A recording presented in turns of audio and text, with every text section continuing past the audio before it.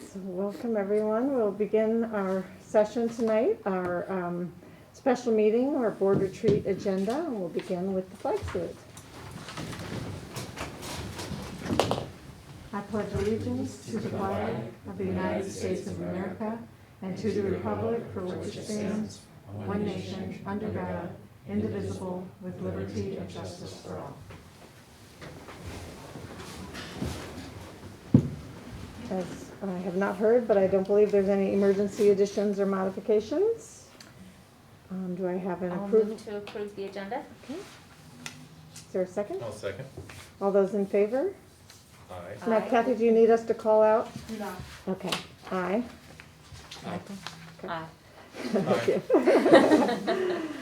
Was the answer yes, we have to do it individually? We do No. not. Yeah. I just didn't know if she could hear us with the masks. Public comments, actually, as I opened my computer, I see there was 2 that came in after 4 o'clock. I haven't had the chance to read them, so I imagine no one else has had the chance. I will ask you to read them at some point. I did And read them. I think only one of them pertains to tonight's so agenda. we will just move straight to the topics for discussion. 3.1.1 zoning clearance application. Are there any questions? I'm very excited about having another farmer's market.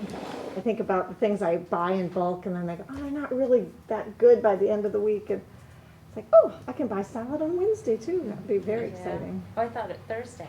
Thursday, sorry. No, that's This has been a couple of years in the works, so it's exciting that there's a date on the calendar and we're moving towards that. Yay. And I keep hearing about students being involved in this. I'm really excited about that aspect too. Yes. So I will move to approve the application. I would actually like to, Okay. just because I'm aware of some of the zoning stuff we did at the academy and some of the stuff I've been paying attention to with the city. And I would, if everyone's okay, I'd like to add, we approve, the farmer's market and any documents that might be needed by the city.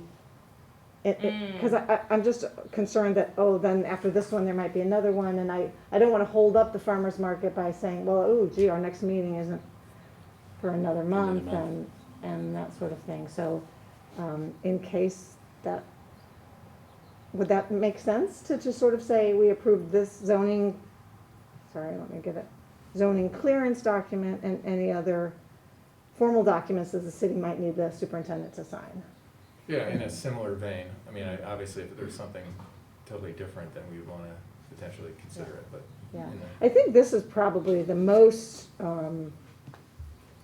technical, or the biggest change in terms of what we would need to have something. But I just thought, I remember a couple of things came back to us at the academy when we were starting out, and so I just thought it might be. Yeah, because I looked at this and I wondered, did they say anything to us about traffic? Yeah, so we've talked about traffic, we have an extensive plan for traffic, we're doing a walkthrough tomorrow for traffic, so yeah, we've been working on traffic and parking and ADA compliance and lighting and all of those kinds of Yeah, things. see, and I would be happy to leave most of that up to you unless it was like a major thing, like Yeah. Kevin says, unless they pushed us in a different direction or something. Yeah, this is required because I am not the property owner, and so this particular form is really, Right. you're designating me as the representative. But I think it would potentially make sense to designate me as the representative if there are other zoning and permitting requirements as well. Yeah. And then because my thought is that if we have that here, then in her updates, she can, say, now they're asking for da-da-da, and we could say, yes, but it was formally approved. Or we can say, please bring it back to the board, because that requires some discussion. Right, I mean, you could update us if we had to call a special meeting, for instance, because something had gone sideways or whatever. You just mentioned ADA. Can you give us some sense of what that issue is? It's just the path of travel from parking, so that if you park somewhere that you have a safe path of travel. And so we have talked about where we would, I think, we would, for ADA compliant, I have to remember exactly, but I think we have a specific entrance that is ADA compliant. I think it's actually over by Chaparral, but I would have to look at the map again. Cause I'm thinking of that issue that seems to keep coming up with respect to potential changes in the parking lot at Nordoff and how that could trigger DSA and ADA and all that. This is not that kind of thing. No, this is just to say where would, that, to ensure that everyone would have access and that we have a path of travel safely from your car to the market and back to your car, so we do. Not probably requiring any actual Yeah, construction or. Nope, no just- changes. Yeah. Just identify. So do you wanna amend your I'll motion? amend my motion to, my motion to approve this zoning application and authorize Tiffany to engage in any other similar, city requirements. I'll second. All those in favor? Aye. Opposed? None, that passes 4-0. Before we move off this, I do have just one sort of just background question, and the minute I heard about this, and I meant to ask, and it's always gone. The relationship between the existing farmer's market and the parking lot and here, is this, I know this is all local, and so, are there awkwardnesses about that? Are we being perceived as competing or cannibalizing potentially? Not that I'm aware of. Okay. One is for profit and this one is not for profit, and so it's a different group and they're on different days, and I think the idea is, to have, potentially different audiences as well. If in the farmer's market on Sunday, there's usually a lot of tourists in town over the weekend, things like that. Right. Not so much on Thursday night. So I think the idea also, like Jane was mentioning, is to have, when you buy fresh fruits and vegetables, they don't always last for that entire week, and so the idea is just to have more access, but I have not heard anything to that. Okay. Good. Did I know originally when we started talking about that also this was not certified organic. Is that correct? Is that staying that way, or are we talking about that at all? I think the individual vendors may be certified organic, but not the entire market. Right, I think at the city one you have to be certified organic.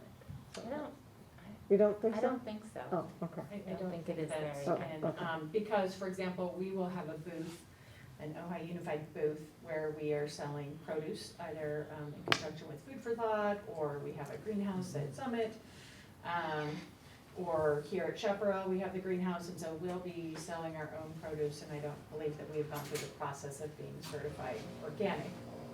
No, I actually meant that as a good thing, that, there are, from what I understand, there are some farmers who are organic, but they're not certified because Right. it's too expensive.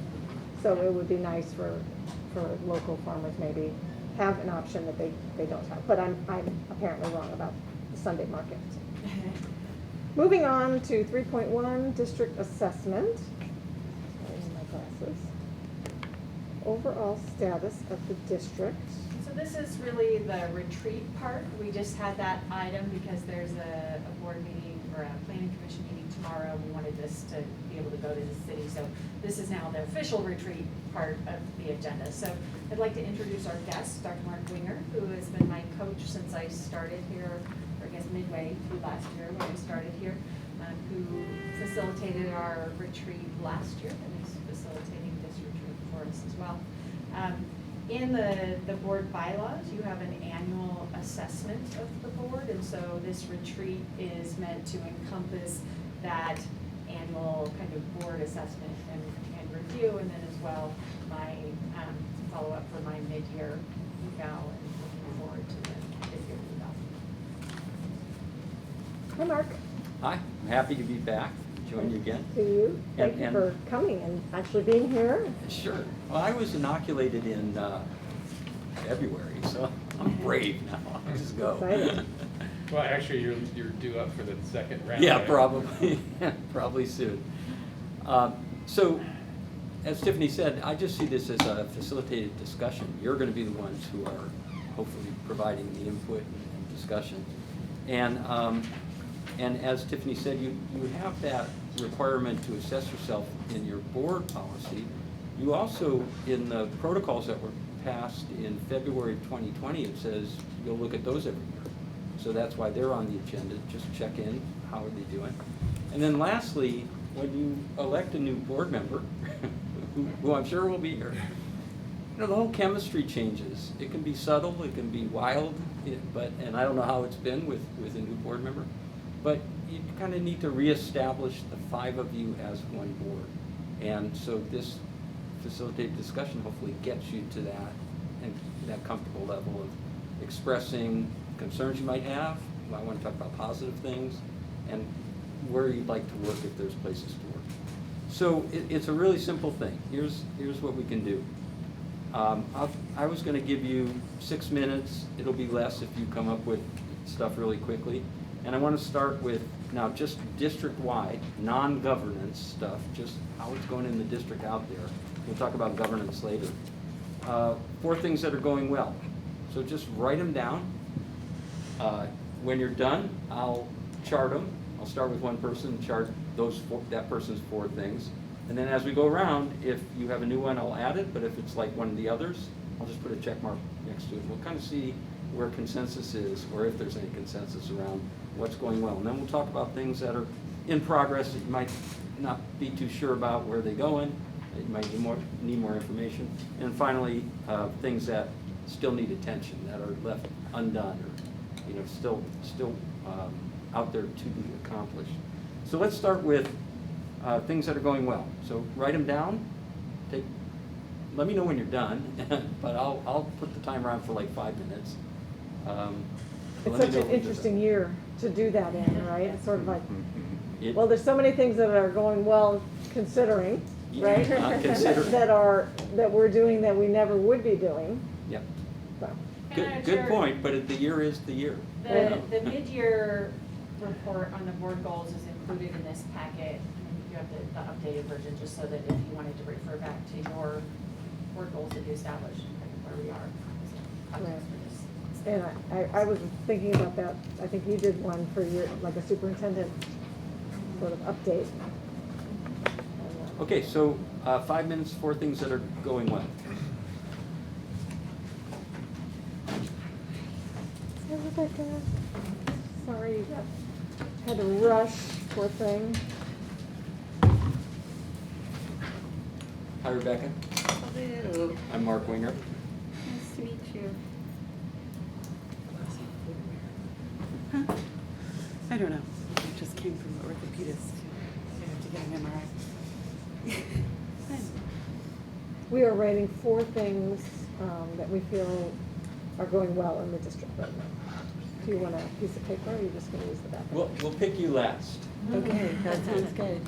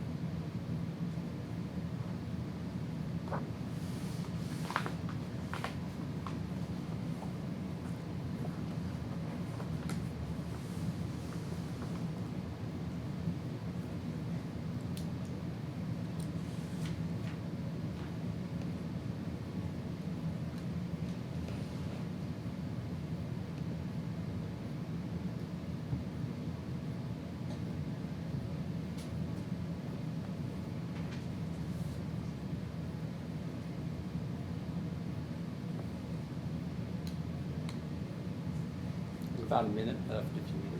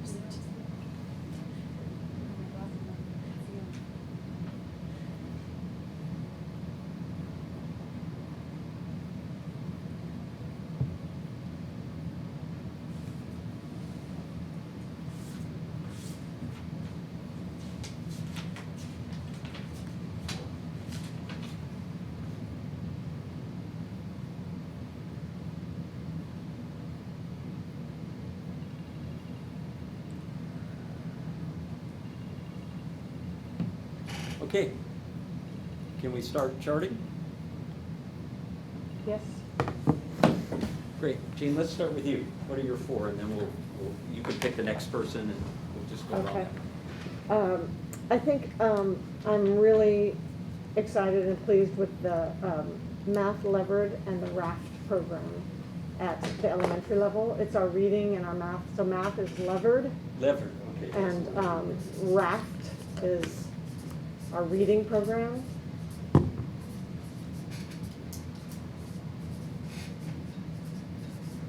And that's at elementary. Elementary.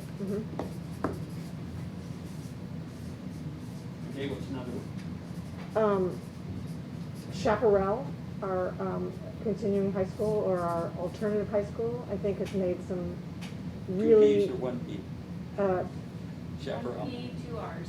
1P, 2 Rs. I have a Good sticky question. note on my computer that tells me. You called me out.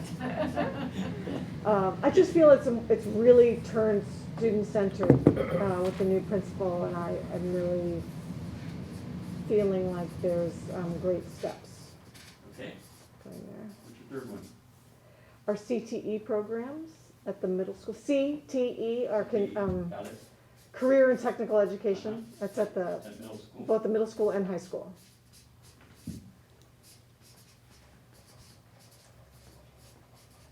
Okay, and the fourth one? And the fourth one is our Spanish translations of our documents.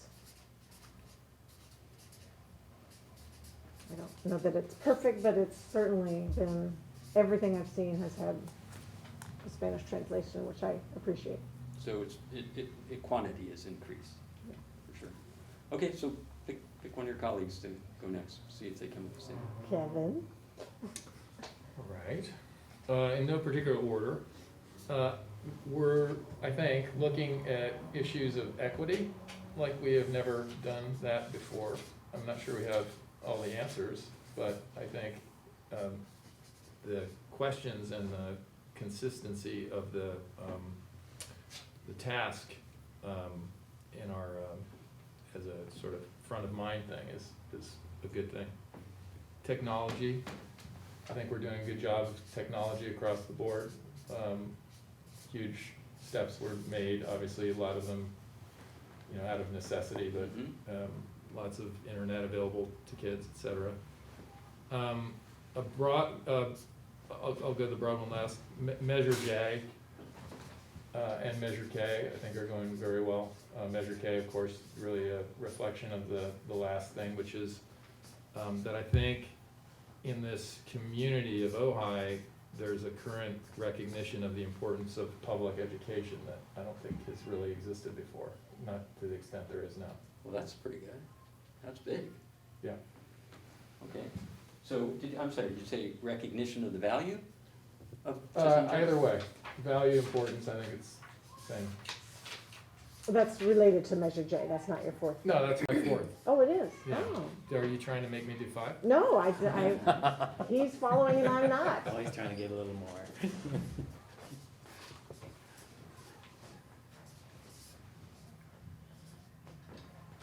a pretty big statement. Pick somebody else. go in Oh, order. sorry, Vice my job. President Shelley. My first one was one of Jane's, the Spanish translation. Okay, great. Prioritizing that has been very helpful. And then our reopening conversations, how much communication there has been with the town halls and negotiations with staff, getting small cohorts on campus, one of the first in the county to do that, the whole reopening conversation there. Responding to the needs of families with Family Fund and Tent Tech Fridays and free lunches, making sure families have what they need. And really, therefore, also understanding what families need. I don't think we've had a really good understanding of the barriers families have had that we're realizing. And adapting to students' needs during this difficult time. So starting with Chromebooks and changing to block scheduling so that our students are getting the support that's needed during COVID. So I was kind of looking COVID specific. Well, it certainly influenced the year. So that, you can pick someone else. Well, I told Rebecca she would. Yeah, so Michael. Okay, so mine were fairly broad, but the first thing I had on my list was professional development and I think, a much more robust commitment to that. I think, that's a really foundational thing and we're seeing the impact.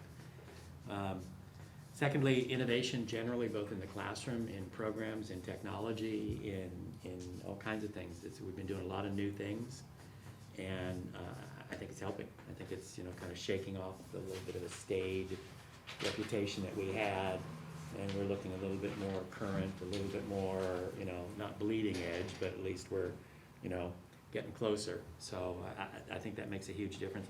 Bond management, I echo what Kevin said, for both of them.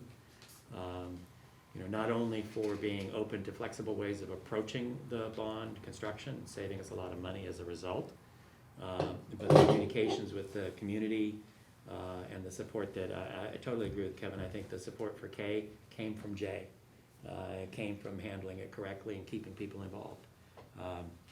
And then the last one, again, because Kevin has to copy me even when he doesn't know what I'm going to say, is community relations.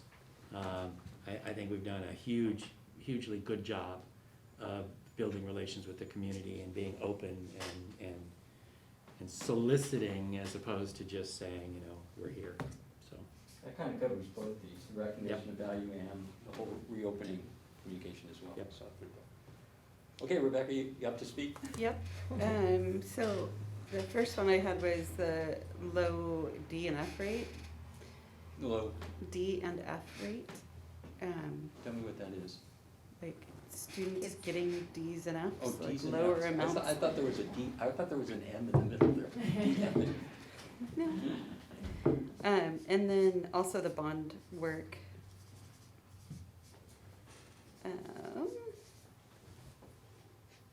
And just the fact that we have kids in school, I think is a huge benefit. And also I echo the equity, a lack of racially charged instances this year has been wonderful. So I'm very happy about that. This is a pretty impressive list. That's great. Anybody have any further comment about fleshing any of these out? I'm really happy to hear them because, when somebody says something, I go, oh yeah, and I kind of wish there was a way, turn that around and show the camera that Austin, to kind of keep reminding ourselves and our staff and our community about those things. But, It's nice to see the list. There's some pretty good stuff there. Tiffany, did you do a list? I'm curious. No? Okay. On here it said in superintendent, so I wondered if you had a list. You should have, yeah. You have anything to add? I would say I'm happy that we've been working to engage our stakeholders in decision-making, even down to ordering furniture when teachers comment, your feedback on that. I'm excited that we reopened Summit and have a full school. That's right, that's I right. think That's a separate issue from COVID reopening, right? That's Yeah, opening it's a a school. We Yeah. closed a school and then we reopened it Oh. and continue to have to add, staff for the students that are coming. Wow, that's great. What was the name of it? Summit? Does that mean you're attracting students back to Ojai Unified? Great. Anything else? Oh, and I think that this year our board superintendent relationship has gotten a lot smoother, and I think we're working, together more as a governance team and having, good interactions. Okay. So a lot of these intertwine, right? I mean, that whole thing about if kids are really coming back to Ojai, as Kevin said, that recognition and value of education, people are seeing it and saying, well, we can come back or we can enroll our kid in Ojai, so that's great news. Comment on the bond thing, Michael, I think you're right. Usually if you have successful communication and successful projects here, the next one, people remember it because they've been in town and they'll vote for it. And do you have a really specific PR campaign about the projects under Measure K? Yeah, so the next one will be as easy, I would assume, because you've kept taxpayers involved. That was a lot of work, talk to us. It's always a lot of work. I shouldn't have said as easy. It's always a lot of work, but taxpayers who feel like they know what's going on, they'll come back for you. Okay, any other comments on these? Can I add one? I was just thinking about this today. I think we've done a good job of really recognizing the central role that our schools have in the community, and not just the value of public education, like Kevin was saying, but also, the fact that, we're large and we can have a positive impact. So things from the murals to the basketball courts to the disc golf we're putting in to the vaccine clinic, like, I think our role in having a positive impact on the community has been something new that we focused on this year, not just kids in school, but in general, but broadly the community. So for the public facing stuff here, do you have a way of gauging that? You have surveys of the community in some way, or is this just anecdotal stuff that you know is happening because you talk to people in the community? I think there are physical things that we put in the community to make it, to be accessible, or things that we've done, like the vaccine clinic. No, I'm asking about the citizens' reactions to that. Anybody have? Well, by the way, little background, I was highly skeptical of Measure K. Uh-huh. And didn't think it was the right time, and didn't think it, in the COVID environment, that people would just feel comfortable, with more liens against their, more taxes. But I think K is really the best reflection, right? I mean, people literally voted To tax with their themselves. willingness to spend money Yeah, in COVID, which is Yeah. amazing. yeah, that's a good indicator, no question. Now, are you, for non-parent citizens, are you out in the community getting input from people that say, hey, things look different in Ojai Unified, or the community stuff that Tiffany just mentioned is recognized by people? Are you hearing that? I'm hearing it, but not in we haven't done a survey or No, but hearing in a is, concerted Yeah. way, but definitely anecdotally, I hear from people who don't have kids in the district, who are not affiliated with the district, talking about the district. great, great. I do. Yeah, I don't know. I was just gonna say, it's interesting, you were talking about the reopening, which I agree with in terms of all the town halls and all the information that was going out. But then I think it was Michael that commented on the sort of relationship, in it sort of a increased or an improved relationship. Mm-hmm. And I kind of feel it's been a tougher year, relationship-wise, because of COVID. Obviously, kids and parents aren't meeting their teachers every morning. I mean, they are now, but you know, that sort of lack of person to person, and even, you know, coming back here, it's like, oh my God, I want to see them, you know. And Shelley and I had talked about, you know, those little conversations, like after the meeting, oh, how are you? You know, how's your dog? Or, you know, those things that you don't get. And without those, I think you tend to focus on more personal sort of problems, you know, like, so I have seen an increase in difficult conversations, and Oh, it's been a difficult year. yeah, There's no it's question about hard that. because, you know, everyone's working so hard, and to not feel like that's being recognized is really difficult. And the fabric of the community is really, you know, stretched in terms of relationships, normal kinds of relationships. But we're getting back to it, you know, and obviously, you've got a long list of really great stuff, given that environment. Right, that's why it's nice to say, oh yeah, Yeah. that's right, let's Okay. not forget. Good. You know. All right, let's do the same thing and just come up with, and Tiffany's gonna do it this time too. 4 things She's that like, are this is in, a board job. 4 things that are in progress. Well, it's a governance team job. That's 4 true. things that are in progress that you still have questions about, or you're watching closely, or concerns about.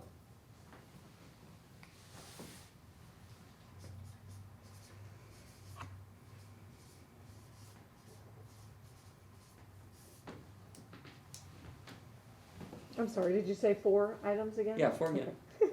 See what people come up with.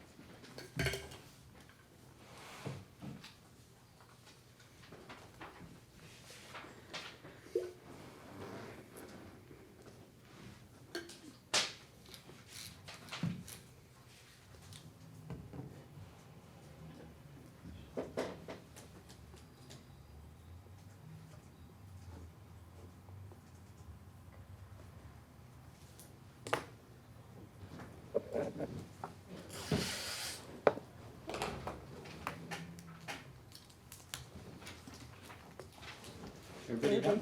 Think Just so? move along? Great. Let me turn this off before we go off. Okay. Rebecca, why don't we start with you?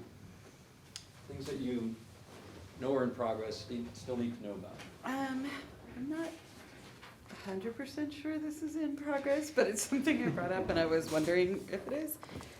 One-to-one devices for students. And the way that changes, like the professional development that would have to go along with it to get teachers to teach to one-to-one instead of traditional textbooks. Another one was we were presented with pre-AP type of teaching method, I guess you would say. Pre-AP? Mm-hmm. So I was kind of wondering where we were on that and if that was going to be implemented. Another one was leadership development to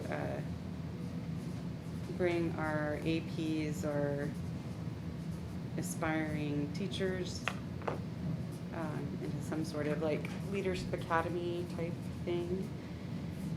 And then lastly, what does next year look like? Which is, I know, a loaded question with lots of variables depending on what the state does. But just kind of curious where we are in the planning of that. But it is in progress. I mean, you think about, even in March, the Yeah. planning, I mean, obviously you know that, all the Oh, planning that is already. Oh, yes, yes. Sorry, I didn't mean to interrupt. We start planning Hand it in, off to somebody else. I will pick Jane. Oh, because I broke it. Yes. Nutrition services improvements. I mean, we have a brand new central kitchen. We have another one coming at Nordoff. We've been increasing our scratch cooking. So it's in progress, it's not fully there. The PLCs at the secondary, so I feel like we have really implemented it at the elementary, and Cheryl has been working really hard at the secondary, and I think that's actually where the pre-AP is gonna kind of replace that PLC, so that work is in progress. I think we're probably still working on expanding that sort of homeschool, independent school model up at Summit, because this year we expanded it to include, you could stay at your current elementary and do homeschool or independent learning. But once COVID is over, all your independent sort of distance learning will happen through Summit. So that's kind of changing. And then I still think our 6th grade transition to the middle school, we really only had 4 or 5 months and then COVID hit. So I think we haven't really been able to complete that transition in sort of a shining light the way it can be. Is that a this year project? It started in the fall of 19, so those students, they had very little time on campus. Yeah. And those teachers, they were new to campus as well. And then suddenly they're learning how to teach distance learning and all that, so Okay, hand it off to somebody that's for. Oh, it picks someone, sorry, Michael. Oh, Michael. Okay, I may have misunderstood this, so, don't follow directions very well. So I've labeled these things that I'm concerned about. I know that they're in progress, but it's more than just that they're in progress, right? And the top of that is obviously student performance. I want to stop you because I think we're getting there too, aren't we? Is that Well, another category? What I had in mind was the next one, that things that still need attention. So if you want to. Okay, yeah, let me hold off then. Okay. On all of them? Yeah. Okay, fair enough. Sorry, Michael. Pick somebody else. That's all right. You sure? Yeah, no, these will come up in the next category. Okay. Because I missed it. He picks Misunderstood. Kevin. You're supposed to pick someone now. Oh, sorry, Kevin. And again, you and I read our minds, so mine are all, I'm gonna drop one of mine, but I have 3. You're gonna make a check mark by the homeschool independent learning. I mean, my version of that was, having more summit-style offerings around the district, making sure that we're spreading the wealth, that we're spreading that type of opportunity. I think finding the right balance right now, actually ironically, you know, we made such a, COVID pushed everyone into technology, and we were, as a district, always somewhat going in that direction. But now we have to start asking ourselves how we find our way back, and what balance between technology and not. I know a lot of parents are really, particularly the younger parent generation seems concerned about overuse of technology, and certainly the use of devices and kids spending lots and lots of time online or in games, and even education that replicates games. I think there is some kind of there is a balance that's going to have to be found. Music and art in the district. Music in particular, elementary music.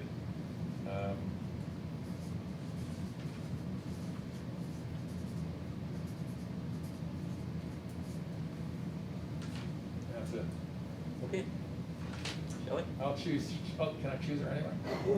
Okay, please do. I'm gonna go. Sorry, I didn't whether you mean do or not. I didn't mean to jump in there. So my 4 were equity, which I know we are happy about, but I have been thinking about the equity grant or the anti-hate grant that we have, and I'm really hoping to see it be turned towards students soon. We've done a lot of community stuff, and I just have been thinking about that and haven't shared it. Community relations in bringing back the guiding coalitions that we had to kind of put on hold during COVID, that were really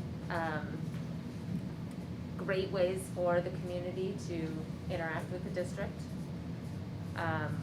The Miners Oaks Library change, and I mentioned to Tiffany some ideas about this summer and whether we can do something, since Miners Oaks has no library this summer because the library has closed, and so thinking about what we could do to make sure kids have access to reading materials over the summer in that community. And our budget. The budget is not one of our goals, because how do you make a goal when you have no idea what's gonna happen? So that's on my mind as something looking forward. Well, it is We in need to. our fiscal responsibility is one of our It is. visions or whatever. Yeah, but we really just don't know. Pretty unique year in that. I think it's gonna be good. Oh. So, Tiffany, what have you got? And then I'm gonna ask you and Shelley to kind of fill people in that had questions about these issues. sure. What do you got? So I have intervention. We are slowly progressing towards a systematic and robust system of both intervention and extension, kind of in line with our vision. We're always working on how we improve our information and communication with parents and students. Implementation of systems across the board, so instead of being reactive, being proactive, and having a system in place for how we deal with everything from the business office to technology to facilities and maintenance. And then finally, we started this, but this year really in recognition of the extraordinary amount of effort and work our staff were putting in.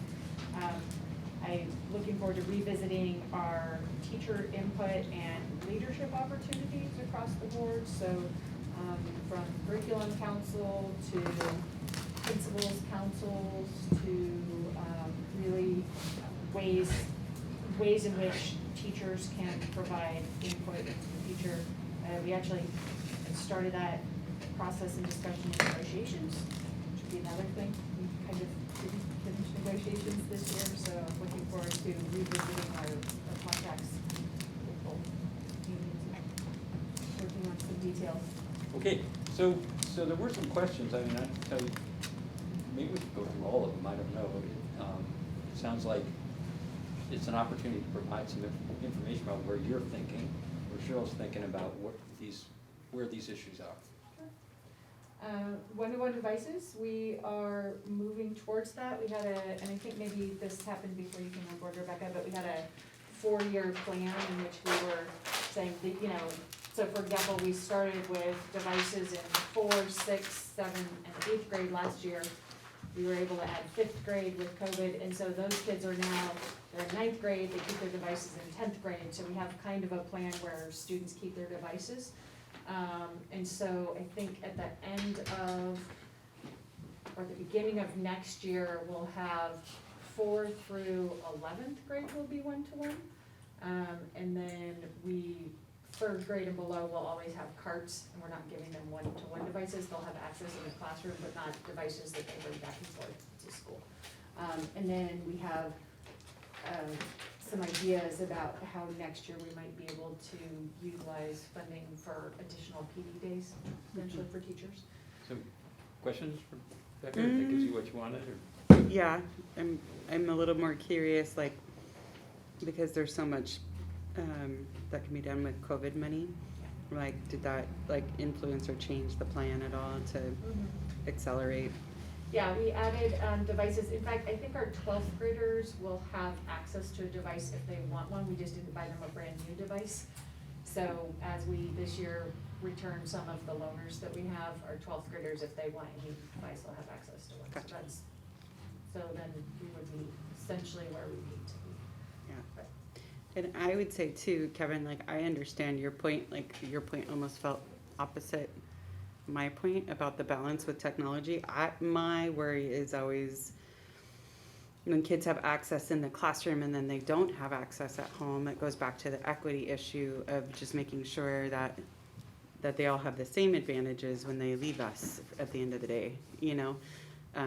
That's my only push for the one-to-one. Like, that's why I worry about it. And maybe it could be something done through like the family fund, or I don't know. They'll all have access at home, and then we'll continue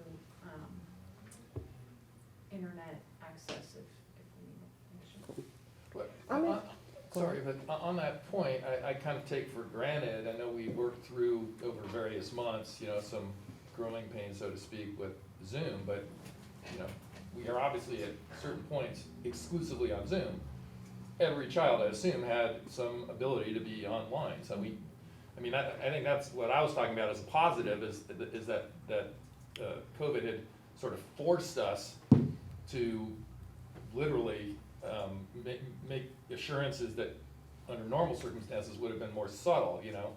What do you have at home? Well, guess what, if it's Zoom from home, we're gonna know that everyone has it, right?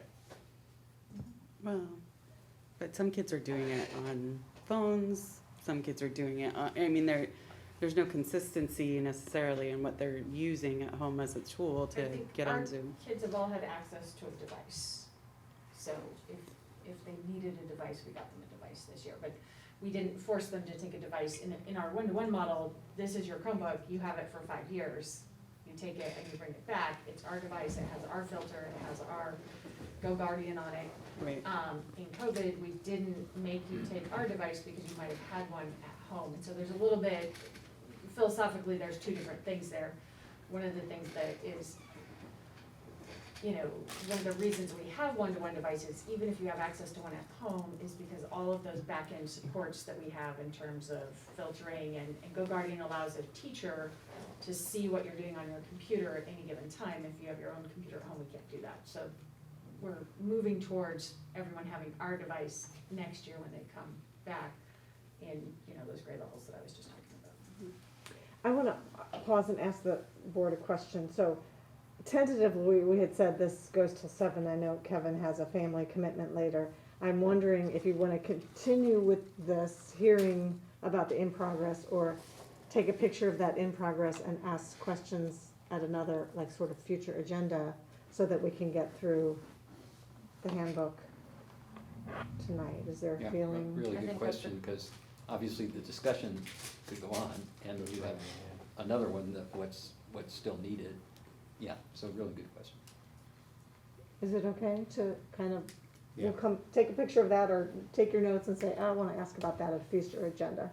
Can I just add one thing? Cheryl just sent out an email, literally 5 minutes before this meeting, about the Wellness Guiding Coalition. So they are returning and, I saw you two looking. as we can accommodate. And I them. have curriculum council, Yeah. meeting again for the first time in over a year, So so you- we're getting our groups going again. So just- Showing some life out there, Great, that's yeah. good. So, a suggestion, Tiffany, a lot of these things you could address in a weekly Mhm. memo or if you want to do a presentation to the board, but obviously questions that should be addressed and fleshed out for board members. Okay, again, let's just take 4 minutes. Things are still, the word, we're gonna start with Michael on this one, but I'll give you all 4 minutes to write down things you're concerned about, hanging out there, you don't know where we are, haven't been addressed. I think I'm gonna switch to one of the blue chairs. Needs work, board chairs. We'll put that number 1 on there. That was it.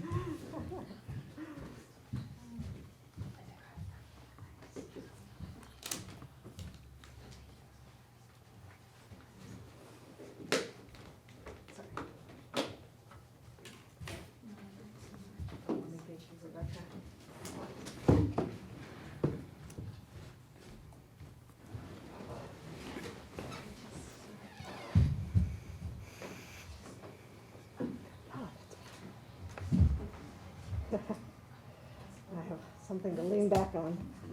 We used to have an extra chair. Yeah, I guess it was removed because of COVID. They Spacey. removed the wrong one. Yeah.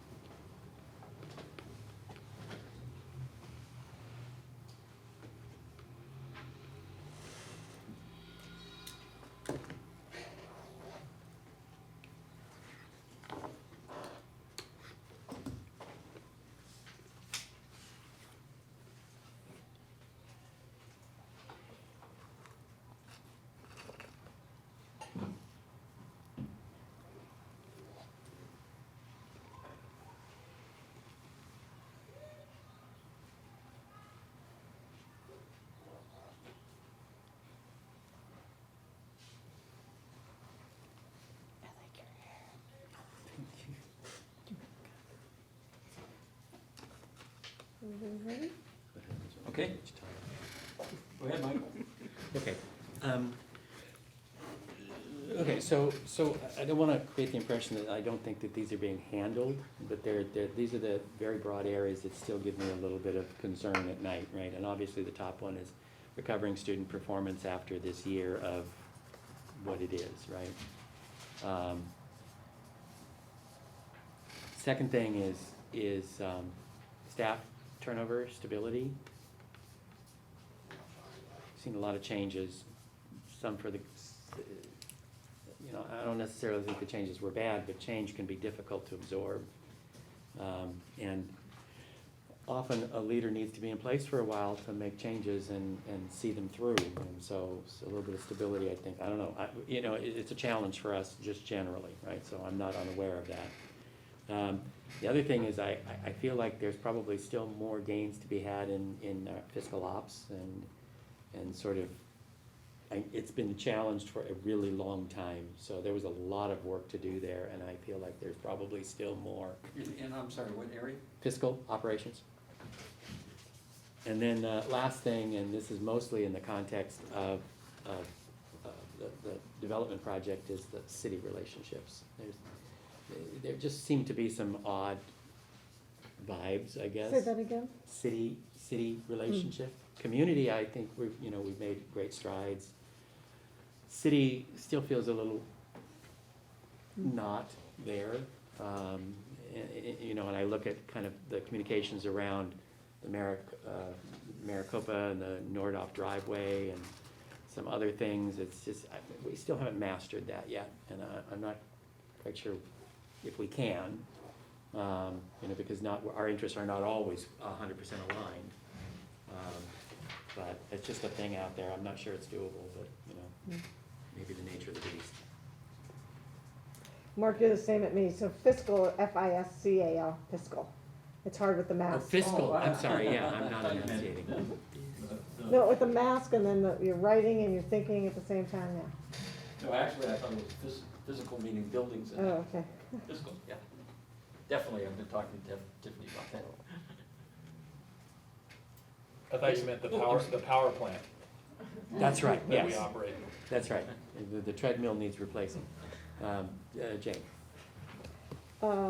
So I know we've made changes every year, so we do work on this, but we haven't found our solution yet, is our communication with families. Whether it's centralized or whether, we had this great new parent square, but then parents were like, it's too, I'm getting too much information, so then we try to cut it down, and so we try to put it all together in one communication, and then parents don't go down to the bottom, and so it still needs work, I don't know. Transportation for athletics,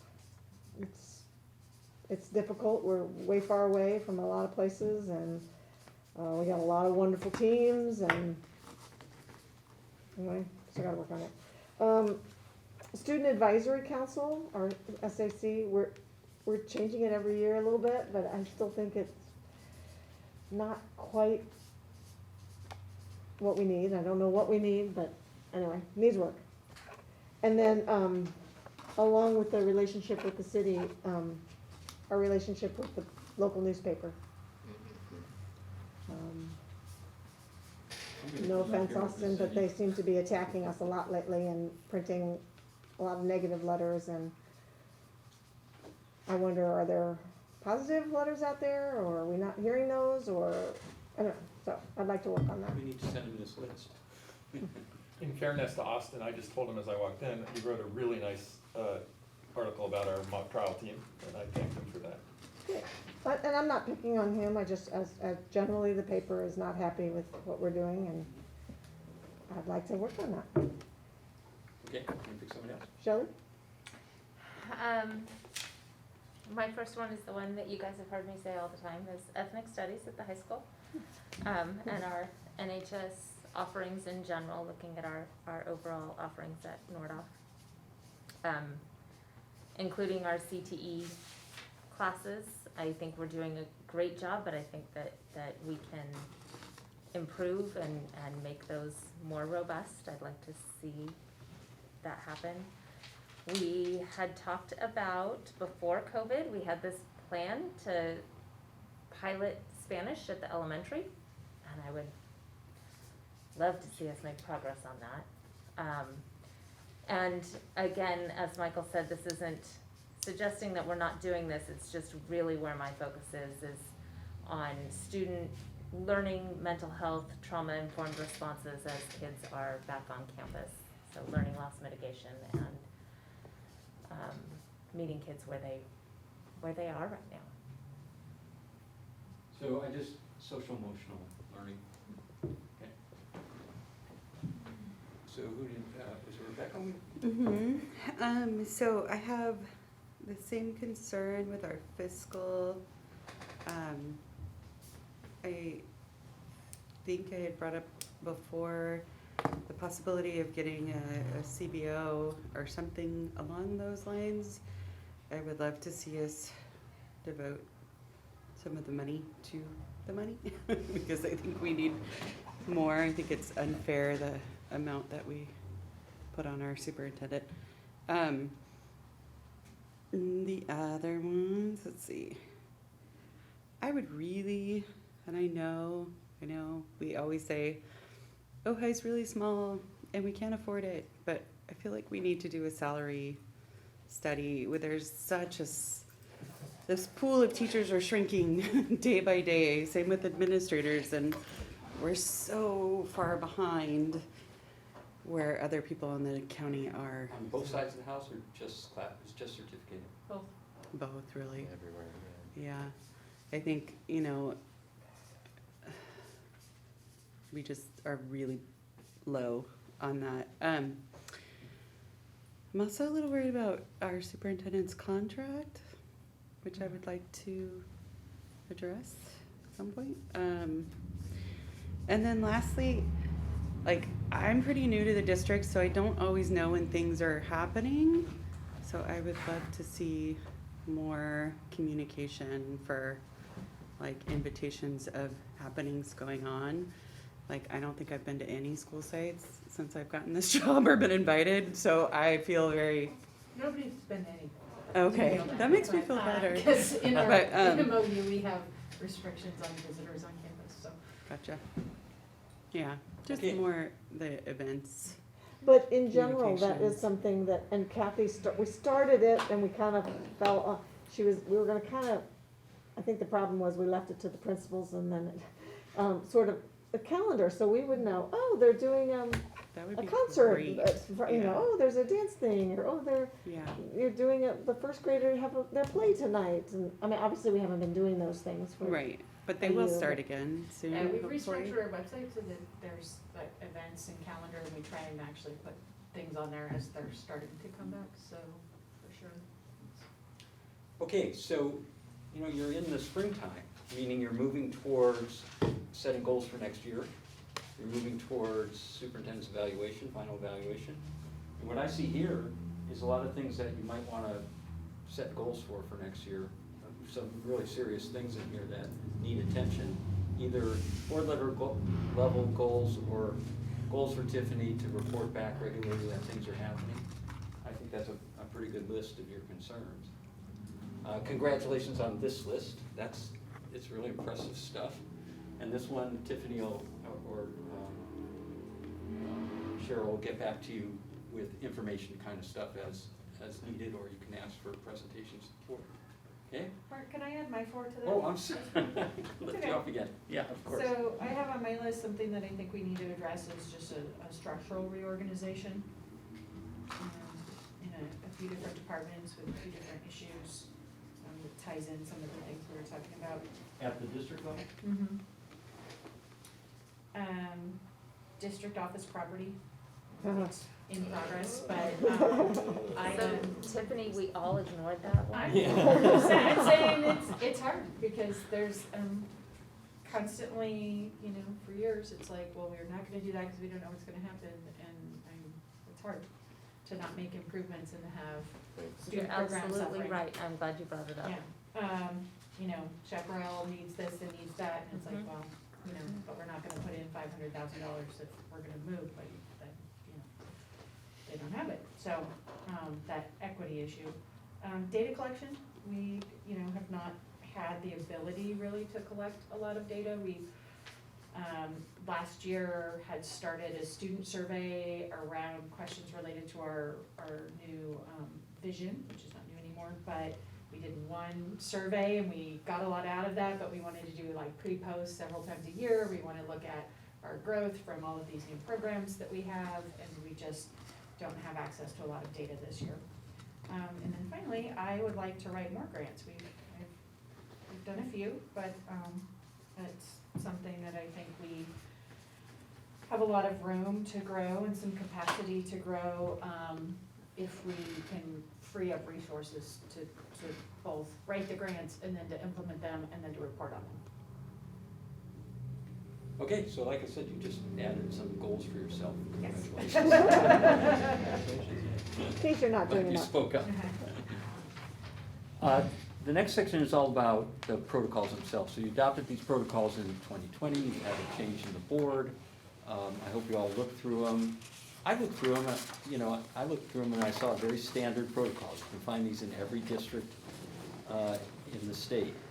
I think they came from the California State Board of what's it called, CSBA? CSBA, yeah.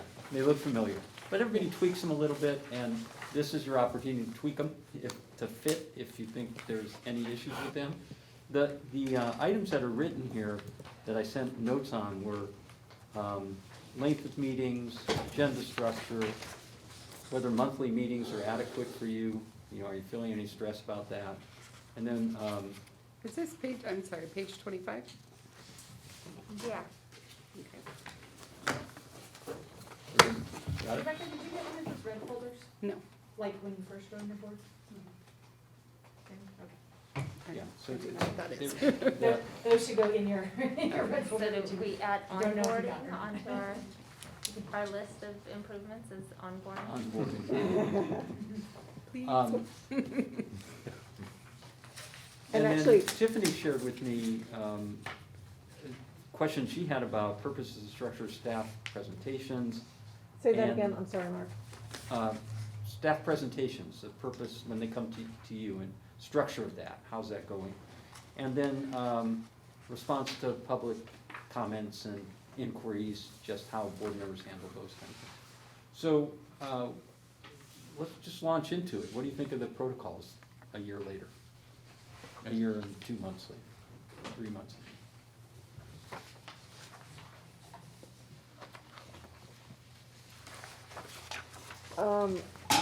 So I do have the one from last year, and it's exactly what anyone can see on the agenda.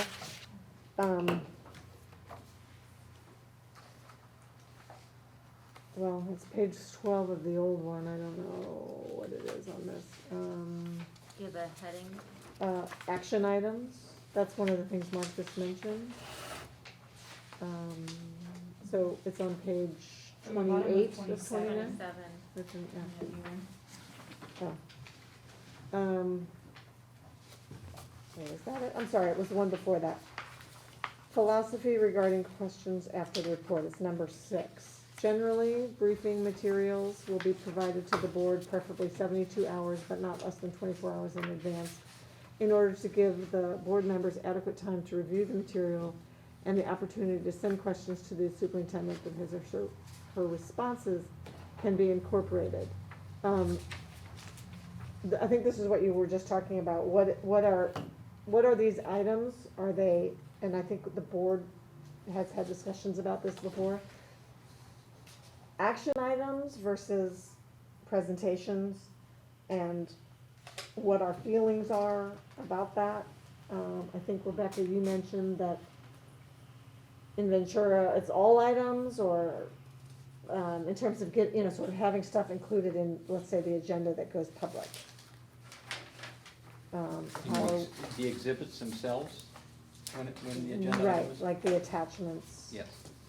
How are we, Well, what I do you know- think? Is there enough of that? Too much of it? Too little of it? What do you think? It's not, I would just say from a superintendent's point of view, sometimes it's hard to get like a full PowerPoint presentation onto the agenda item itself prior to the meeting, because you're still fine tuning and that kind of stuff. So sometimes it's difficult.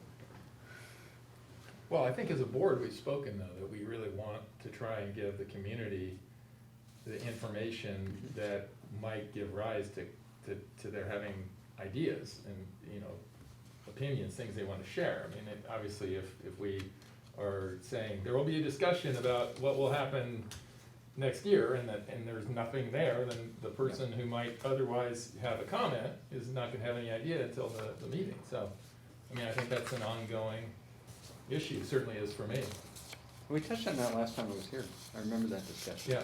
That, how much is too much and how much is not enough, and can it be posted like that? And one of my questions to you then was, do the board cover sheets that you get on each agenda item contain enough information such that that's satisfied? Or are you saying, gotta be the whole 25-page report or whatever it is gonna be?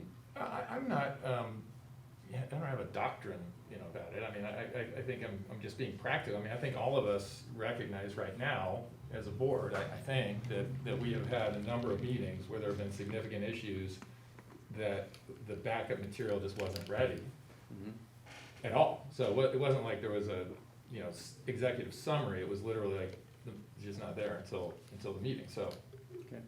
There's been a cover sheet on every item, and since we've talked about this, I've gotten better. Every single meeting, I call Jane and say, here's what I have, here's what I like don't have. So for example, sometimes with our school spotlights, right, we may not have all of the info. The school spotlight is a presentation. The schools are still working, usually with Cheryl, on the presentation of what that's gonna look like, right? Are you gonna have significant questions on the school spotlight? Maybe, but you know, in general, you know you're gonna hear from a Place to Grow, and if you have questions about like, what does a Place to Grow do, or what is, you know, what's happening at TOPA, so we try and put, but we don't have the entire, you know, like, in general, I try and focus my energy on the action items that you would be using to make information. And then sometimes with the presentations, it's usually that there's several people working on it, and then, you know, so, you know, a team of people or Cheryl or whoever's working on it, and then it comes to me, and then we work on finalizing and fine tuning that before it goes in. But every single item has a cover sheet that says this is what we're generally gonna be discussing. But it doesn't have always. I've been working really hard, and I would, at some point, I think it's worth, if this is gonna come up every single time for the rest of the time that I'm here, I think we, you know, should discuss like, I am improving, right? And it sounds like you don't think I am, but, you know, I think I am. Well, actually, that, what I wanted to talk about was sort of making that recognition of the differences, like absolutely needing, like, for you to know, if it's an action item, whatever information we're gonna get, we should get by Friday, and if it's not available, we either move it, or we get, you know, like, I remember one time there was like one number that was wrong, and, you know, here's the budget stuff, but the page 25 is missing, or whatever, because, and that information will come as soon as I have it, or whatever. And I feel, and I think it's important that you guys share your opinions, I feel that has definitely improved, like items that I need to ask information, like what does that mean, or who is that referring to, or what does SEL mean, you know, those kind of things are included. But to your credit, you're doing more presentations, but that also means we're seeing less, you know, there might be 3 presentations, which I don't know that we ever had that before with there was always one presentation.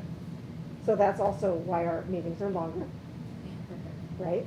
But I think that's also a response to the board asking a year ago for more, right? So I think it's a good time to have a conversation about balance. What are we comfortable with? What are we asking for? If, you know, I think it's okay to say, like, if we say absolutely everything we really need, whether it's a presentation or an action item, we really want it all on Friday, then Tiffany knows, well, I'm gonna have to pull, you know, she'd have to call whoever the president is on Friday morning and say, well, you know, on Monday we discussed a presentation by, you know, Place to Grow, and it's not ready for Friday's printing, so we're gonna move it to the next meeting. I mean, I don't know how the board feels.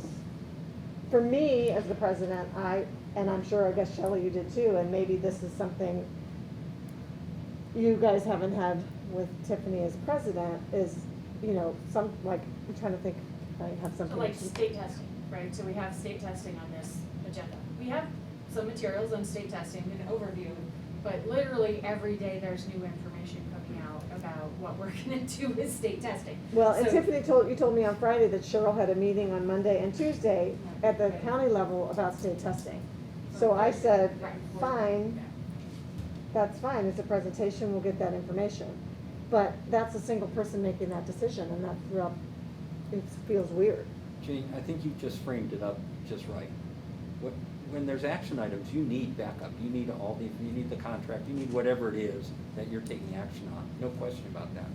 But when it's presentations, and you're not taking action on anything out of those presentations, the question is, do you need that all up front? Must it be all up front, or should it be pushed off if it isn't? And here's your staff telling you, but it changes by the moment in some cases until the actual presentation. You know, so it's not, there's not a high stakes action to be taken after a presentation. That's action items. So you've made a pretty good distinction of those two things, and I think that's what y'all need to come to an agreement on. with, respect and understanding the capability of staff to grind out a 25-page PowerPoint, and not tweak it before it's actually presented to the board. So, input.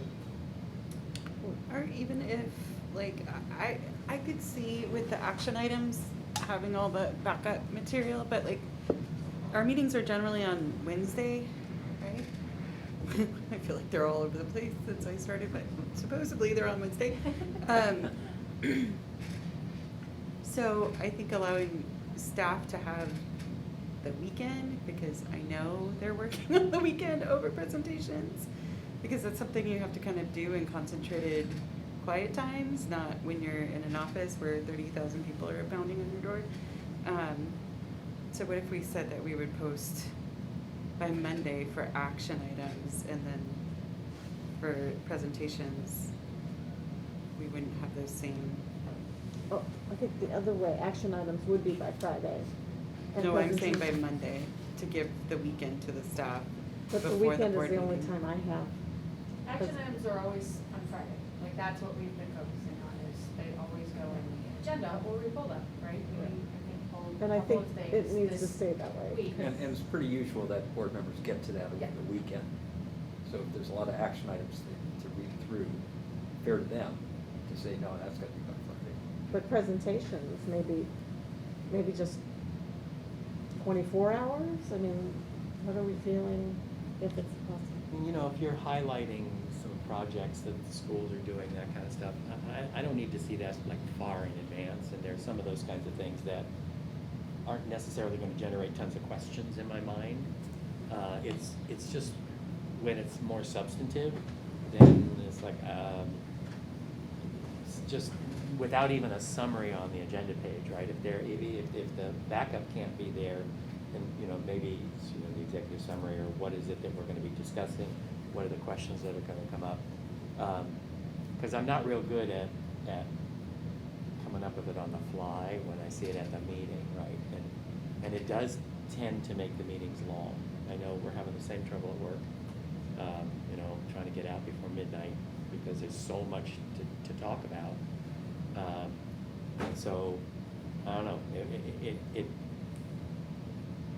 definitely for action items, other more substantive things, because then I might have questions that I'd like to get to in advance and have some time to think about it. But the highlights reels, that kind of stuff, I don't need that in advance. That's not likely to generate a lot of questions. So it's a bit of a subjective call then for Tiffany to know which is which. Yeah. And you kind of have to find your way on that. But does that make sense to you? Can I use Some the, guidance.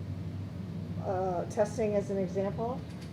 That to me was pretty good, because it had just kind of a page or two, but it's obviously not in-depth, because she's still working on it. How did you guys feel about?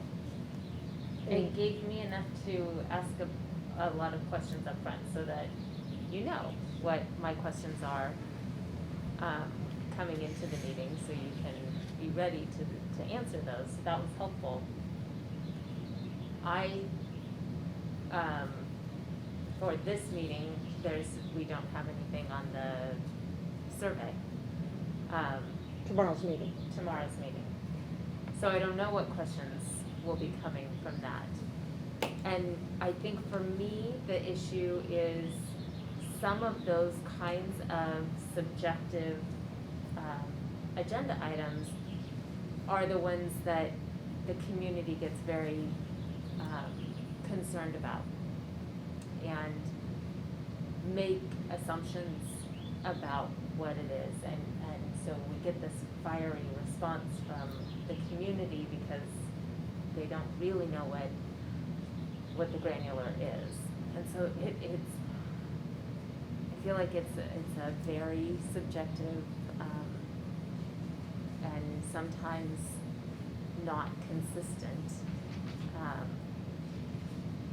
need, and arguably, until the community tells us what they're really focused on and concerned about, we may not know which things are really needing the substantive backup ahead of time. Does that make sense? Well, there's the Brown Act, right? So, I mean, and at some point, I think maybe it was you, Shelley, maybe it was when you were president, I sent somebody thought a pretty good summary of like the difference between a summary that's okay and a summary that violates the Brown Act, you know? And I think your example of we have a survey that's on our agenda, and there's literally, the description says we will discuss the survey. That, to me, is not sufficient. I mean, there has to be something, you know, that's like, you know, some executive, even if it's a paragraph saying highlights include, or, you know, I have, as we sit here, no idea what it's gonna be, of course, because all it says is there will be a survey discussed. Is, meaning the results of the survey? Yes. And that's not done? So we've been translating it and following up with families, Sure, and there's so a lot of there were work. just some pieces that we're still working on, in fact, we're just still working on it today. And so were you under a deadline to get that on the agenda? No, we could have pushed that back. Okay. I just wanted to share it because it's relatively, I mean, we've done it in the last month, so. I think that's a pretty good example, you know, if there's survey results that, put out, you know, you wanna put out the survey results and allow time for people to digest that, if there's no deadline on it, but I think it's a good example. Other So- things, it is subjective though, it's gonna be very subjective, like, you know, does this 3-paragraph description cut it for, you know, what the issue is, or does it take the whole 25 pages of results of the survey put out there? Mark, can I ask you as a former superintendent, I mean, what is so, I think Shelley and I even just talked about this once, when you're the president, you get a lot of information.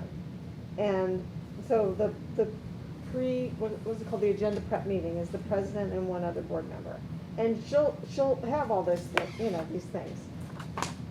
And what I'm hearing is making me think, well, those two people should sort of say, this sounds important, make sure you have supporting evidence or not. But then I feel like, well, but sometimes I've found like Kevin something will be important, I'll go, wow, I didn't even realize that was important. Yeah. So is there a Brown Act, like, can everyone get the? You know, the Brown Act is mostly just what happens at the meeting. You know, it's an open meeting and everyone has access to the information and, you know, the Brown Act, I take that out of the equation here. I think it's more of this subjective choice of what, but your idea of sharing your perspective of that item in agenda prep, I think that would really be helpful. You know, at least then there's 2 other people saying, yeah, we can go forward with that, or, we better hold off on that, or I'd like to know something else about it. I think would help Tiffany kind of gauge, where are we with these things, and I don't, you know, no superintendent wants to disappoint his or her board members about, you know, this kind of thing, so it would help kind of set the norm for what's expected. I think it's probably a good idea to talk about it. So here's kind of my thinking, so like the survey, for example, it's not an action item, it's a discussion, right? So there's no, if there was an action to be taken, and then I can push it another month, but because we're not gonna meet for a whole nother month, right, then sometimes I'm like, okay, I wanna leave this on the agenda because it's not gonna be as relevant Then a it starts to month get stale. from now, right?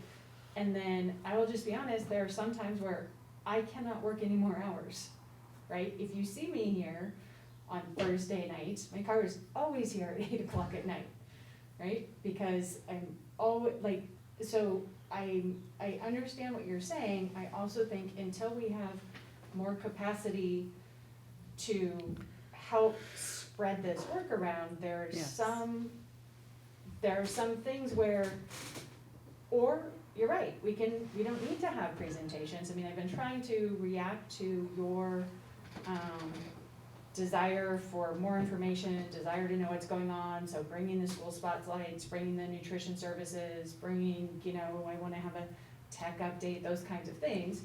And 2 things happen. One, when you're collaborating with other people, it just takes more time, right? I could sit in my office and create all of these and they, you know, but that's not the goal. The goal is to have our staff preparing and working on them to share with you, but that requires guidance, right? And requires like, well, let's take this slide out. I mean, every single presentation, like, I look at and work through, which sometimes just takes time, because, you know, the only person whose entire job it is to do board reports is mine. Everyone else has a job that they're doing, you know, running schools or whatever. I So- totally agree with what you just said, like the capacity, like you had brought up Ventura earlier, the capacity in Ventura, you know, there's 14 directors doing it, along with 3 assistant superintendents and a superintendent, and probably 7 classified people who are helping as well, you know? So the amount of information that we can push out is much different than the capacity that they have in Ojai. So I just would hate to force something else. Keeping in mind her. that I do the superintendent stuff, but I also do all of the CBO work. Yes. So typically in a board meeting, you would have the superintendent doing this and someone else doing facilities maintenance, fiscal, nutrition services, My job. bond, right, What all I of do that stuff, and all 60 hours those a week. reports that Right. you manage, Right. I do all the district and all the CBO It's- reports. It's So- One of untenable. the things that you put here was the structural change at the district level, and I think that's what, and Tiffany and I have talked a little bit about this, so she's gonna bring you a proposal and to get at this, and I think it's a really important point. So I think it's really Huge. important to emphasize that when the board brings up a concern, it isn't necessarily a criticism. They aren't necessarily saying that you aren't doing the best you can. It is still a concern, right? So I'm not willing to compromise my preparation for meetings. And I understand workload and I understand boards. Oh my God, do I understand boards.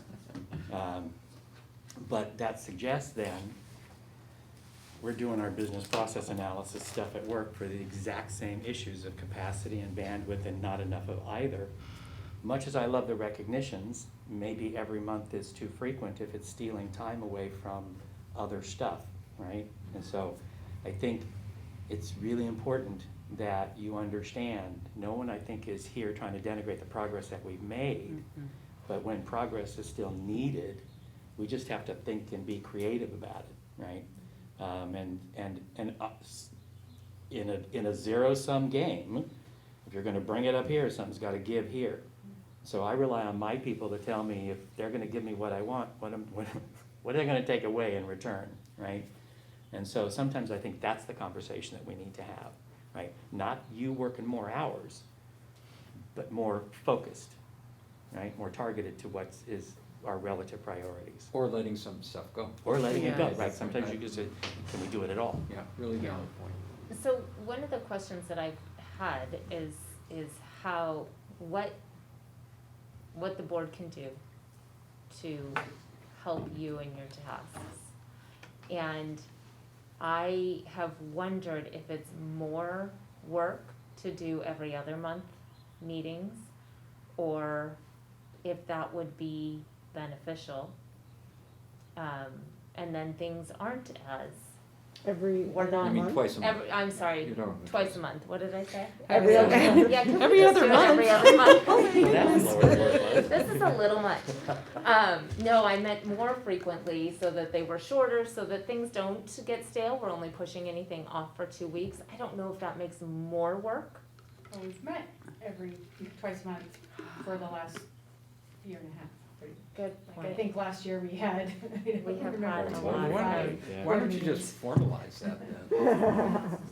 I mean, it is more work, and I think, but, so, something that I hear is, you know, the board meetings are really long, and what I wanna say is, there's one time a month when I have you, right? And I know it may take 4 hours, but there's, again, and what's gonna give, like, we want information, and we want, you know, all of this stuff, and also we want short meetings, or don't go together in my mind, or I don't know how to solve that equation, right?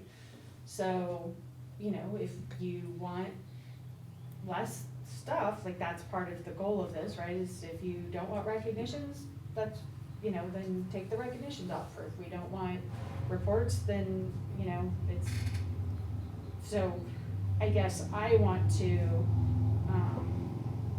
it's your meeting, so I will do whatever you I would just like don't to feel do. like the recognitions take time at the meeting, but they don't necessarily take a lot of your time for prep. So I don't see dropping those as being, But what about, and this isn't a decision to make tonight, but what about if we went to 2 meetings and one meeting was recognitions and lovely presentations and the other meeting was, consent action calendars items. and agreements and sort of the action items? I think you saw tonight that probably wouldn't hold up. I mean, tonight you took action on something that needed to be done because it was happening tomorrow, That's whatever right. that was. But it wasn't something that required 40 minutes of conversation. I mean, I don't mind action items that, here's, I would say, I feel like, we go through quite a bit of stuff, like we have a lot of things on our agendas, which I get, because technically we meet once a month. But I feel like we don't always engage in really substantive conversations around the things that are being presented, because we're looking at a clock. And that is kind of disheartening to me. Like, I feel like it's either quantity or quality. And right now we're going for quantity because there is so much work to do. But the quality of having the board members really contemplate and give, debated input is the purpose of a board, which sometimes feels like it's just on to the next, you know what I mean? I feel that way, but. do you feel in Ventura that happened? Because part of me feels like that's kind of COVID, right? How many conversations in board meetings have been about COVID, right? Reopening, MOUs. I don't know. Your first 6 months here, do you feel like that was the case? Did we have really long meetings before COVID? Yes. We did? Yes, we talk a lot. We talk a lot. I know. Well, it seemed to me there was a lot of catch-up to do in those non-COVID. You had a lot of expectations, and Tiffany had a lot of expectations, and stuff was moving really quick. I mean, you have a lot of stuff that moved, and so I'm not surprised to hear those were long meetings too. COVID was just a crazy overlay on all of it. I promised I was gonna have a hard out at 7, it's Yeah. 7:10. All I'll say, yeah, I am gonna leave, but, I'm mostly just concerned about Brown Act, and Mark, Brown Act does not just involve what happens at the meeting, it obviously also imposes duties on public bodies with respect to agendas. Mhm. So that's all I care about. I mean, that really, whatever we can do to identify whatever that minimum is, I'm fine with that. I agree with Jane on action items. I think we all just want as much information as we can because it's an action item. But on an information item, I just think whatever the minimum is, I'm fine with it. But I just don't think I think we're violating the Brown Act if we have something on our agenda without any information about it. Yeah, I wouldn't disagree with that. The question is how much information. Right, Yeah, because that- every That's the item tough has part. a summary cover sheet that says, like, Most of it just has a sentence. just this is what we're gonna be talking about, right, which is actually from the example of, what we can work on expanding those summary sheets, but if the summary sheet is the issue, right, we can add more information in the summary cover sheet. I don't know that I've seen the summary cover sheet, but is it the kind of thing where it talks about fiscal implications, curricular implications? Yeah, we don't have that model here, but Okay, that's the model but- I'm Okay, familiar so with. we can work on that. Yeah. There's a template for that, where you're kind of forced to say, right. here, and it may be NA, if it has no fiscal implication, but you're kind of forced to address the major areas of the district, how this might affect it. So we can, let's try that. And I'll tell you, Kim, my experience was a lot of the times, that's what the board got for discussion, and because there was, and I would ask all the time, was there enough information there for you to be okay with this, along with maybe a document, that kind of thing?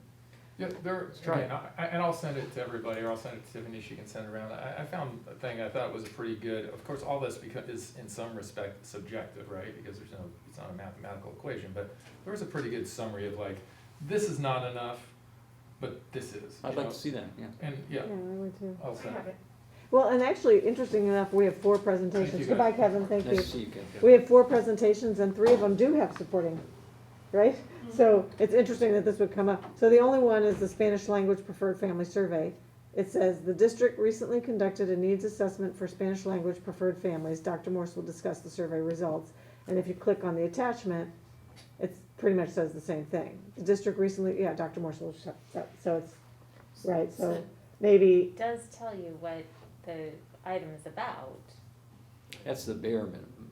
Right. See, Yeah, I I would flesh that understand. out a little bit by saying, who was surveyed, how many, what was the return level, if you have And that. that's all in the presentation, but yes. Yeah, but like some of the that would- basic, in the cover sheet too, if you've got a whole back presentation. But I think. or even a I- copy of the survey questions or something like that. Yeah, oh, yeah, like They're all surveys, in sure. Spanish, that's what we need to Well- get Oh, that's out. true. That's what I'm saying, is this particular one had Now you can have- lots of translating back and forth. You can have a that Spanish was- speaker's experience. Yeah. where Yeah. You can't read what's being put in front of you. I liked your idea though, Jane, that we as board members could, in that agenda prep meeting, really help Mhm. with understanding which things are really crucial to have all the documents, supporting documents ahead of time. Though recognizing sometimes by Monday you don't know what you won't have by Friday. Right. But there's a discussion there, and I think that's a really good idea. And you are, you are the public's voice here, so you probably have a good sense of what you'd like, and that would be what the public should see. I think that discussion is really worthwhile. I think that would, I hope that would help, because I do see tremendous improvements and wonder what supports we can offer, what as a board we can do to help with these things. Because we are a team, we're in this together. Okay, I think there's some direction there, Tiffany. Any more comments on that? How about response to public comments and inquiries? Yeah, I started that, I'm sorry, I feel like I'm talking a lot. Because one of the things it says, I'm actually not doing, and so I wanted to talk about that. What page are you in? It's number 12, spokesperson protocol. So, It's on page 30.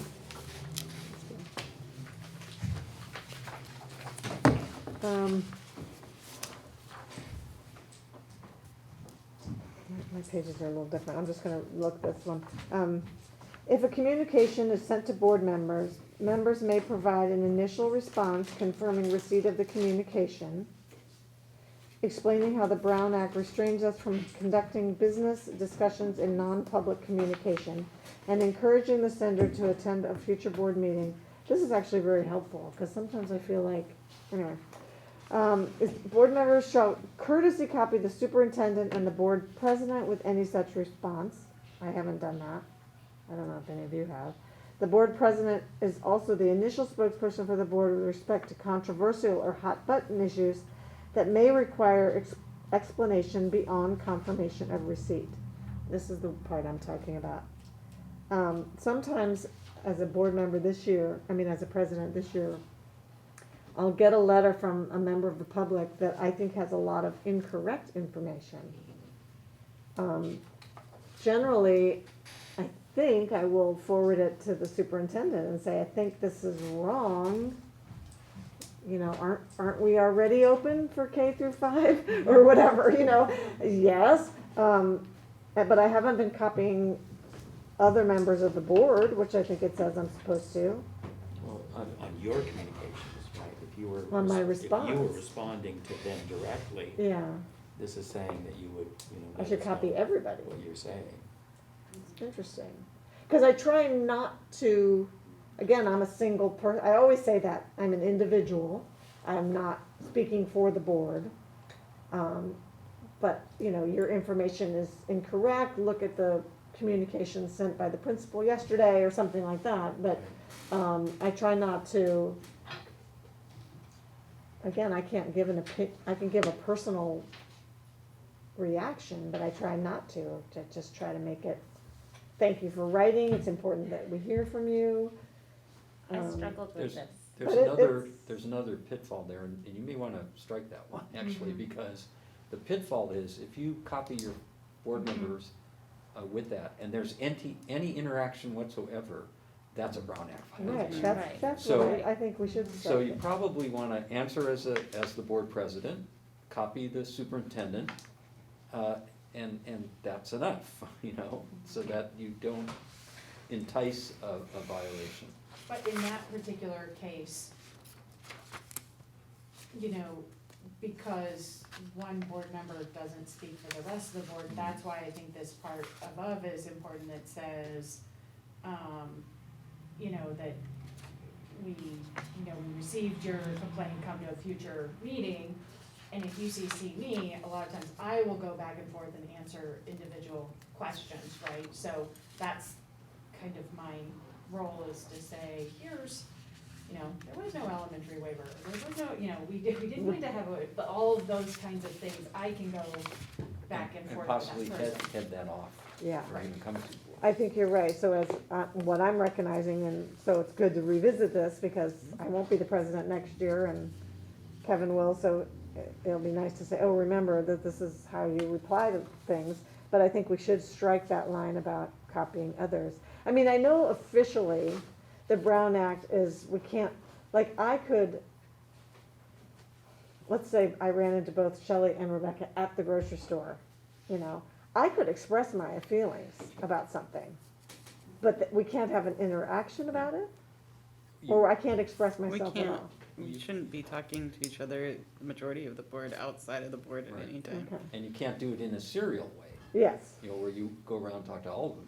So, yeah, this is a really tricky area you wanna avoid, you know, because your work is the public's work. But your response as an individual, of course, you wanna respond, people need to know that you responded.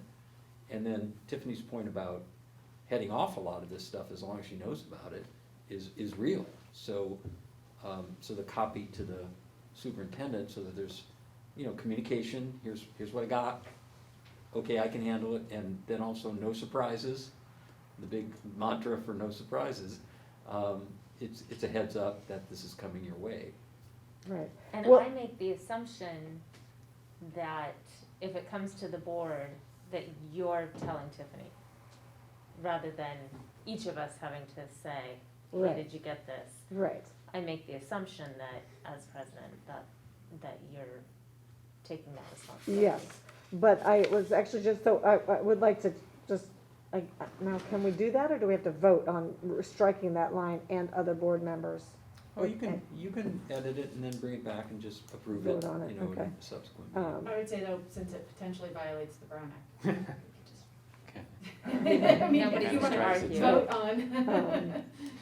You wanna approve the protocol Yeah. if it's revised, Yeah, that's all. okay. And that's So a we'll simple bring thing. it back with that, but then I would also like, I mean, obviously, and actually, Mark, it's a good person to have there. So, when I get something that, like, that was a good example of why hasn't the district applied for the waiver, Mhm. right? I know the information, but this person doesn't, I'll copy the superintendent and I'll say, you know, maybe a brief line. But sometimes I might get a letter, and I can't think of one recently, but you know, it might be, a private complaint. Mhm. So I'm not gonna forward that. If it's, Private meaning, that's a tough area too. Private meaning, it has no, the person is not asking about action from the district in some way. look, I'm trying to think, again, I can't think real clearly, but I'm trying to think maybe, like sometimes I'll get comments with all three superintendents that I've worked with. I'll get a comment from the public about the superintendent. Mm-hmm. And I'm not gonna share, I'm not gonna copy the superintendent on that. And that I actually kind of feel like I do respond personally, you know, sort of like, Yeah, well, that's your choice. You know, if that's the only place it's gonna go, and, I mean, I would ask my board members to let me know, you know, so that, I know what's out there and can deal with it. And if I didn't feel I needed to get involved, that's fine, if you know, but I would like to know that complaint was out there. You know, I think it's important to sort of parse out this paragraph, right? So the beginning says, you know, if it's sent to the board, then you basically acknowledge receipt of it, encourage them to come to a meeting and say, we do our business at our meetings, right? And then you copy everybody, so we know you've said that, or copy the superintendent. But the following part is not about just routine questions about a waiver or whatever, it's about hot button issues that need a response right away. For instance, like, oh, I don't know, they painted a swastika out of football jerseys, and the board needs to immediately step up and say, we take this seriously, you know, we're doing our thing, because there's a groundswell of, you know, whatever happening. If somebody writes to me about, you know, operations, I don't even begin to try and answer that. It's like, this is your job, you know what's going on. When the follow-up question comes, I don't wanna have to answer that either. And I don't wanna get into a dialogue, right? I agree. So all that stuff I dump on you, and happily. But if something goes down while you're president, nasty and ugly, and we need a response for the paper, it's gonna be on you. Right. Well, and the superintendent. And the superintendent, yeah. So, Jane, I would also ask, and I don't mean to be insulting, but when you answer, you say, well, I know about that waiver, so I'm gonna answer it. Are you sure you're giving accurate information, or would it be better to say, thanks for your concern, I understand it, I'm gonna ask the superintendent to respond to you? Yeah, that's what I mean. I would say, I don't think your information is correct. I'm copying the superintendent Yeah, here. perfect. She'll answer your questions. that's great. You know, that That's kind great. of thing. So, but I don't just say thank you. Oh, no, That's what I right. mean, because the first part is sort of like, well, sometimes they're way wrong, and I don't just want to say thank you. I know they're wrong, so, Yeah. yeah. Yeah, no, I would never suggest they say thank you, that would be like, that would be a blow off, you know, Right. also, but, so you're a little bit of a response, but you wanna make sure that whatever information is being given to that person is accurate, and if not, I'm gonna have the superintendent look into this and get back. Especially because this year particularly, they're very specific questions, and I feel like it's and there's you know, she knows, she's answering them. They're like 10 questions long, so Yeah, yeah. I'm not Yeah. about to enter those, but. On the public comment, how did we start reading public comments aloud into the record? Is that something Only we, with Zoom. Once we went remote. you guys voted on normally, it? You know, they come to the podium. I agree that it'd be very interesting to talk about that, because I don't see it in our because this was pre-COVID. policy, I mean, this right? Yeah, says probably never June, but I happened. think we set it up Probably never happened before. in March, and then we printed it in June or something like that. We just put ours into the public record, we don't read them in Ventura. Just hard copy of it. Because I feel like when we read them, sometimes we want to comment on them. I don't know, I feel like it would be better to not read them aloud, that takes a lot of time but we don't have another way to let people we can't bring them into the Zoom to let them make a 3-minute comment. So we couldn't figure out a way to do that, but that's why we have the board room available every single meeting. So tomorrow night's meeting, there will be, Kathy will be here, and if you wanna make a comment, you can come, stand here and make a comment. Yeah. Would you, because the reason I said I'd like to talk about that is because I'm of two minds. I feel like you said, it's really hard to be reading them because I don't have the emotion that the person has who's writing it. I don't really know when you're reading, sometimes the inflection is difficult, and yet I feel like if we didn't have COVID, those people would be here speaking, and everyone who's watching at home would hear that. That they have the opportunity to come speak if they want to hear. Yeah, but I then think we would need to say, beginning June 1st, we won't be reading them, but if you would like it read, please come to the boardroom and read it yourself. Because Or otherwise, they right can- now, the expectation when someone sends us a letter is that the comment will be read aloud. Do we have any idea at this point of when we will go back in person, board meetings? So that's something I actually wanted to talk about is I think there's a number of things that have been positive from the way that we've changed during COVID. So for example, if you think about all the recognitions that we do, I can't imagine those families coming here to sit here for 45 minutes Mhm. with their kid to get recognized for 3 minutes. Yep. We've been able to really do those recognitions and I think to be very inclusive about them because we have Zoom. And so this retreat is in person tonight because we wanted to have these conversations, but you can see it's not set up for live streaming, it's not set up for Zoom. We if you remember, we didn't do the whole boardroom refresh. And so we need to, and we were working on it and then we stopped that because we weren't meeting in person. But one of the things I'd like to do is think about how can we bring that inclusivity that happened because of COVID and allowing people to, even our staff, our principals who have an item, like they'll sit here, or Adam and Alan, right, who was there till 9 o'clock at night, they can be at home and they can have dinner and they can do those things. I think there's some value to that. So we're working on a technology plan that'll allow us to live stream, but also maybe to have that, keep some of that functionality.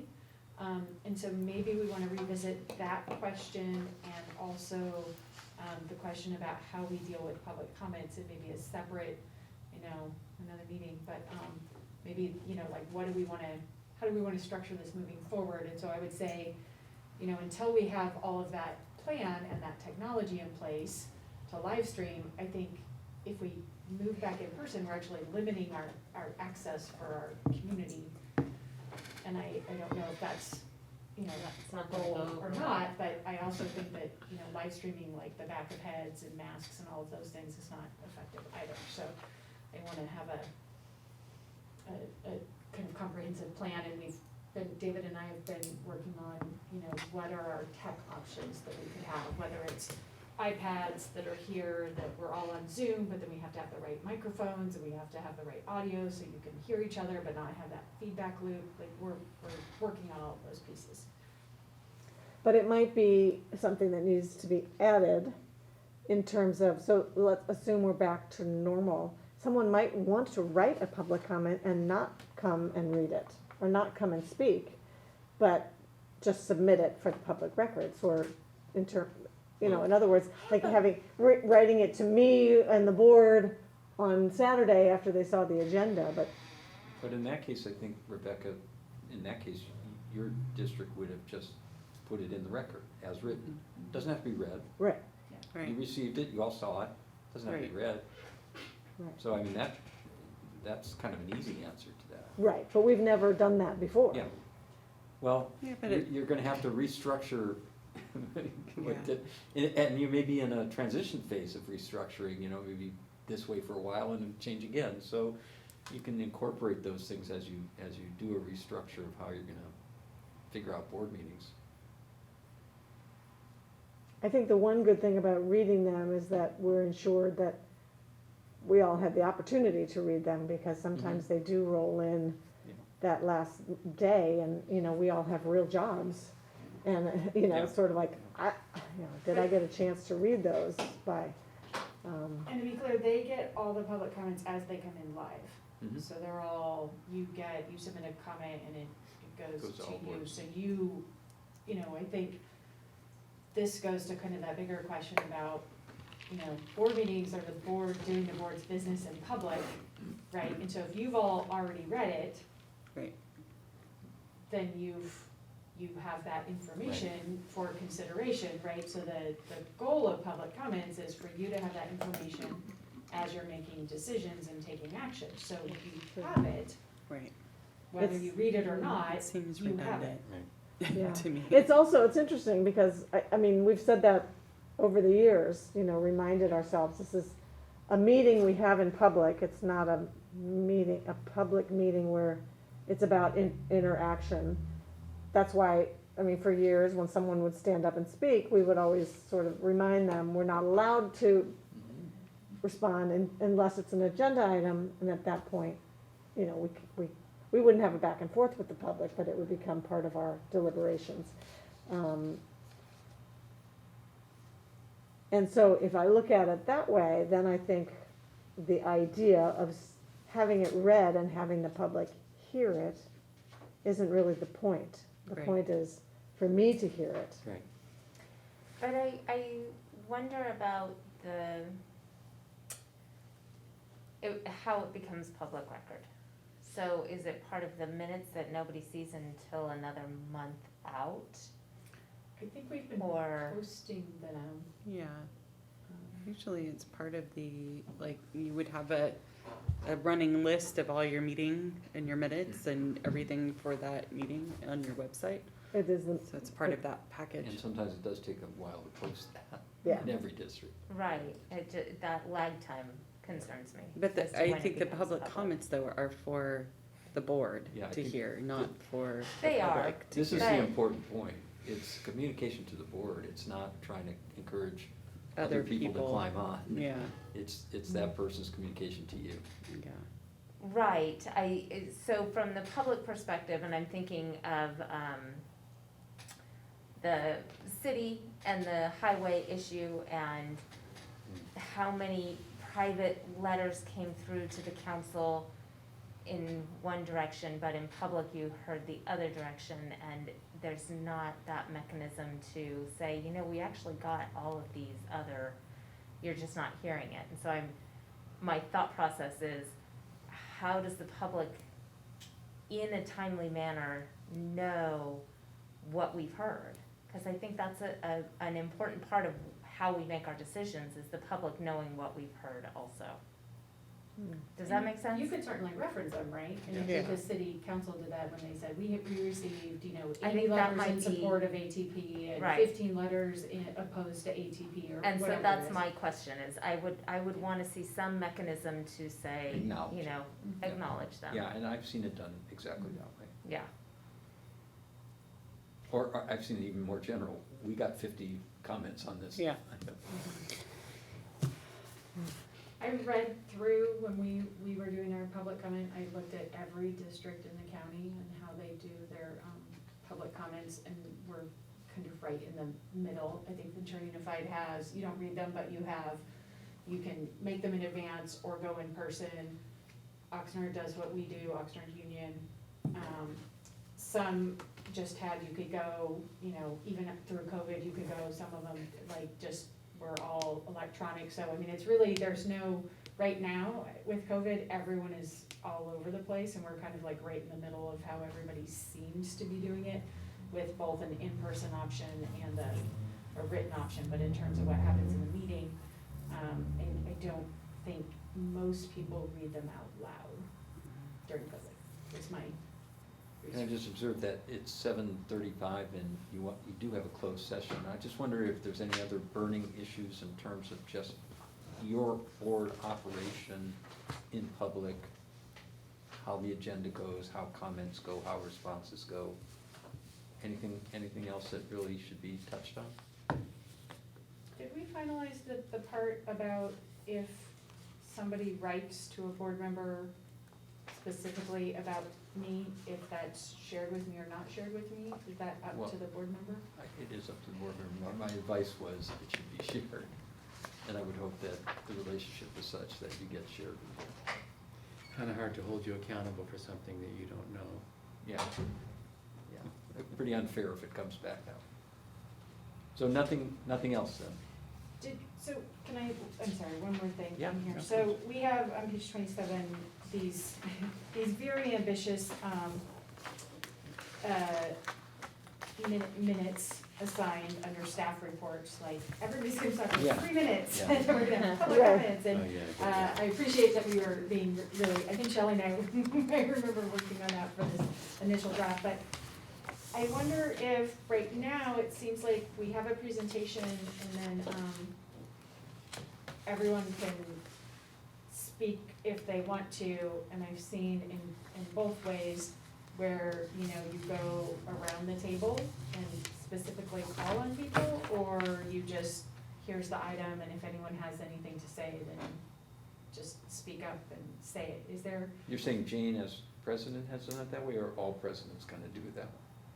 I think it's generally just kind of like If you wanna speak, speak. free for all, yeah. And I was wondering if that's how we wanna do it, or if there's, so then my assumption is if you don't speak up, then you're okay, or, you know, that everything's fine.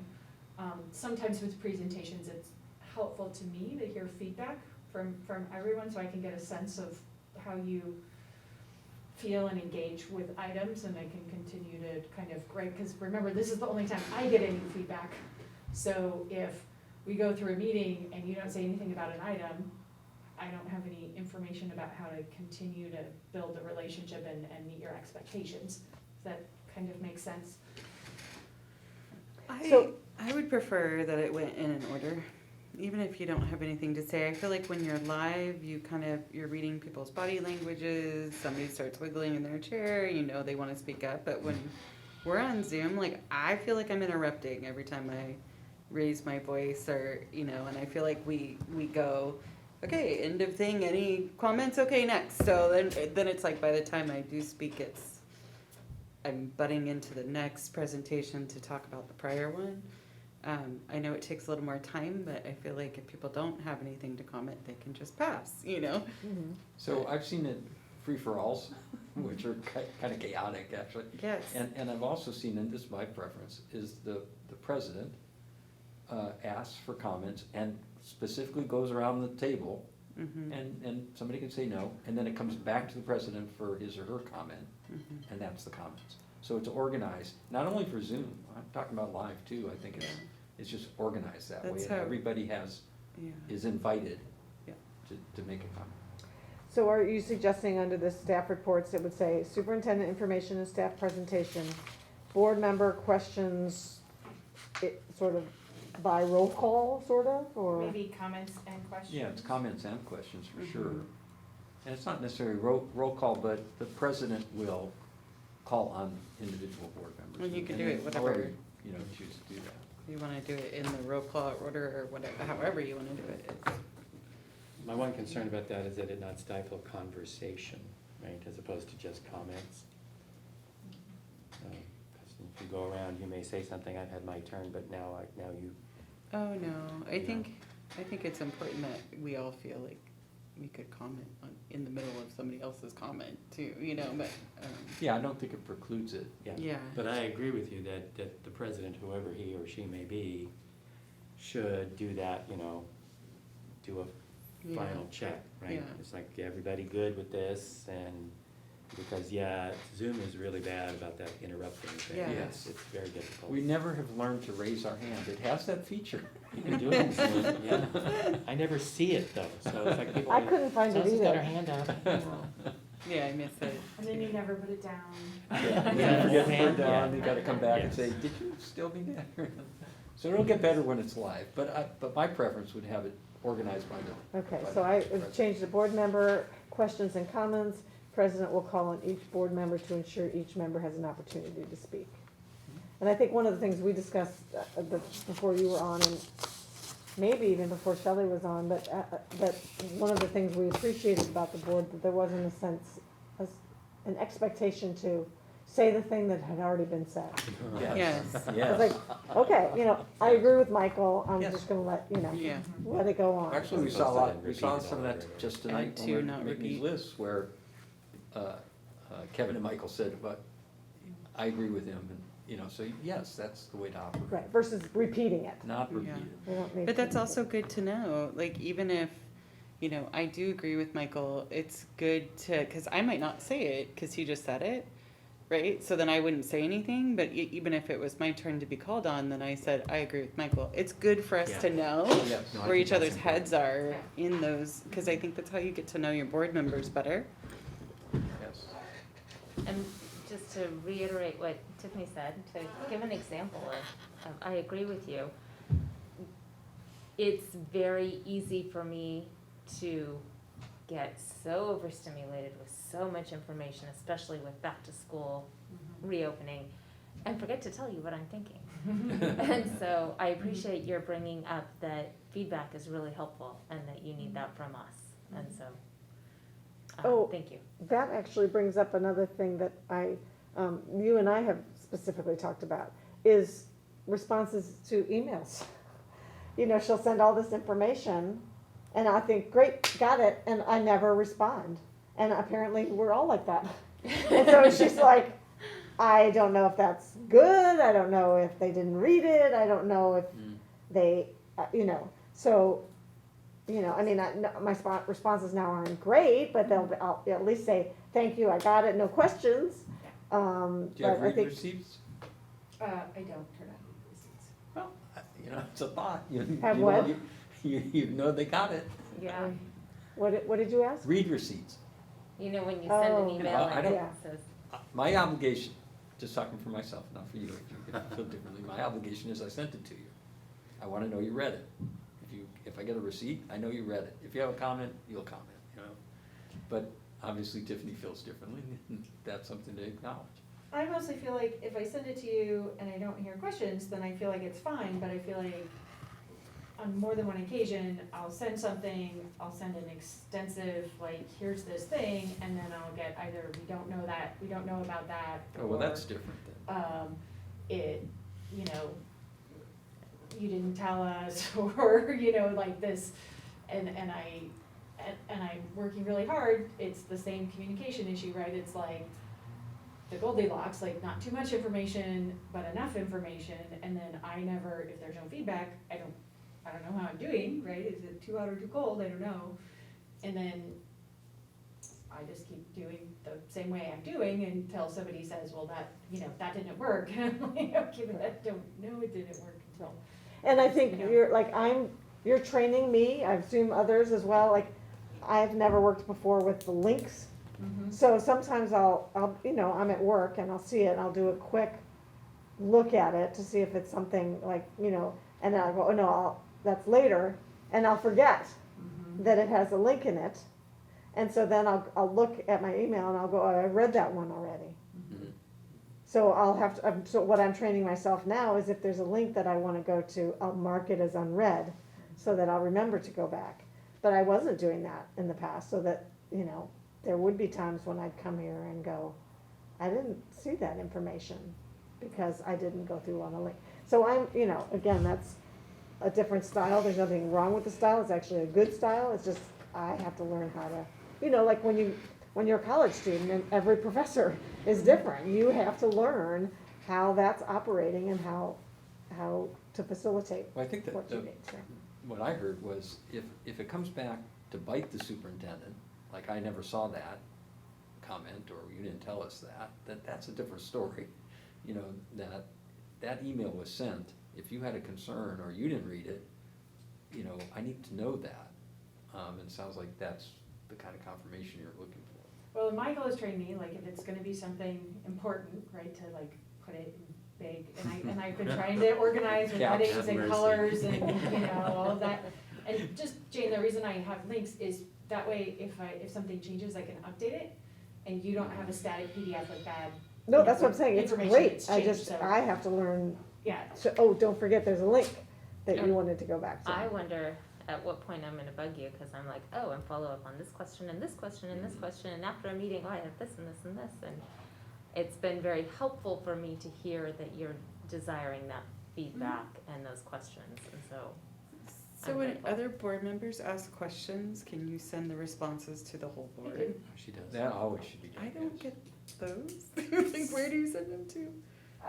the board email, Just so the- we should double check, so like, I send my Friday updates, I get the Friday updates. and so it's the same thing, but like, I just sent agenda questions, usually Monday, right? So usually, I only get questions from 2 people, sometimes 3, and then I collate all those, so I usually get them like Saturday, Sunday, I put them together, I ask staff questions on Monday, right, so if it's bond questions or things, or I have to go to the business office, I put those together and send them out by Monday evening, is always my goal, so that you have Tuesday to review them before the Wednesday board meeting, so that's kind of my timeline on that, so I think you get those, the agenda questions, answers, you're just Yeah. talking about individual. No, I don't get, at least I haven't paid attention. But like, these are the things, like, as a new board member, like, I don't know what the processes are, ever. I feel like I'm constantly guessing at, like, what I'm supposed to be looking for. I'm like, ah! So it's frustrating, because I don't know the schedule of things. I don't know when to anticipate to look for things. And then, like, I won't go into the board email daily, because I have like 4 other emails, right? And then I'll go in and be like, oh my God, there's so much stuff, you Should know? I And be so forwarding those I to you? feel overwhelmed with it. When I get joined it. the board, there was an automatic, and it actually drove me crazy, I didn't like it, but they automatically have hooked my school board email to my personal email, so I get everything twice. So you can hook it so that it goes to your personal email if that's the one you check daily. My problem was I didn't actually have access to the board email for a long time, so I couldn't reply to anybody out of the board email. I could only reply with my personal email, and that was a problem. But would that help to have it I mean, forwarded I have it on my automatically? phone, I just don't go into it every day. Like, I've uploaded my board.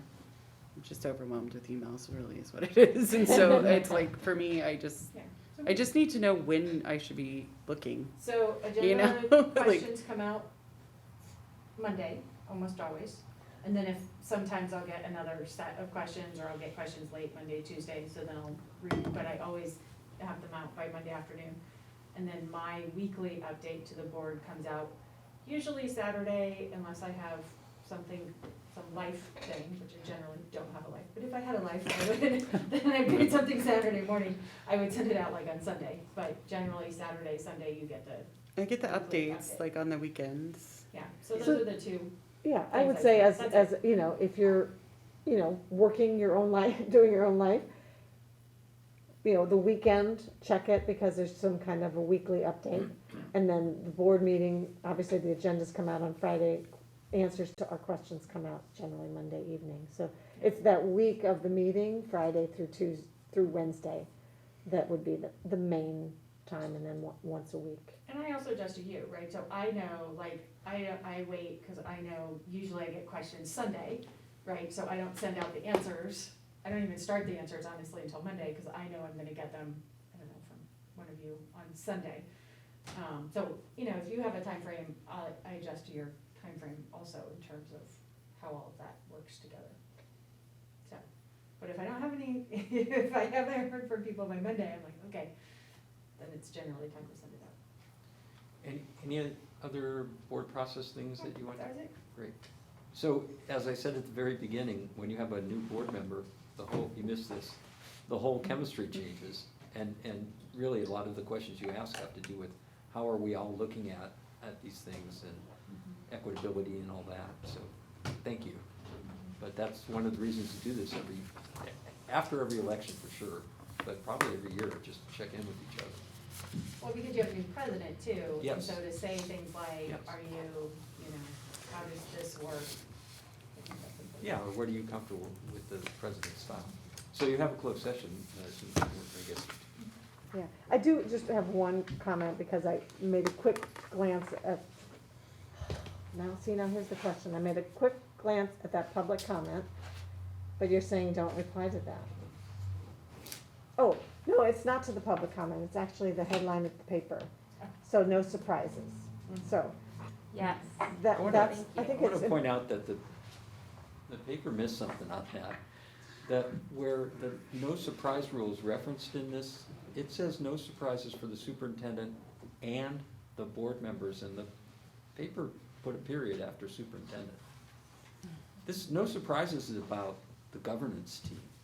You don't want to be surprised by stuff, the superintendent doesn't want to be surprised by stuff. It's no surprises is a six-person relationship, not a single don't surprise the superintendent.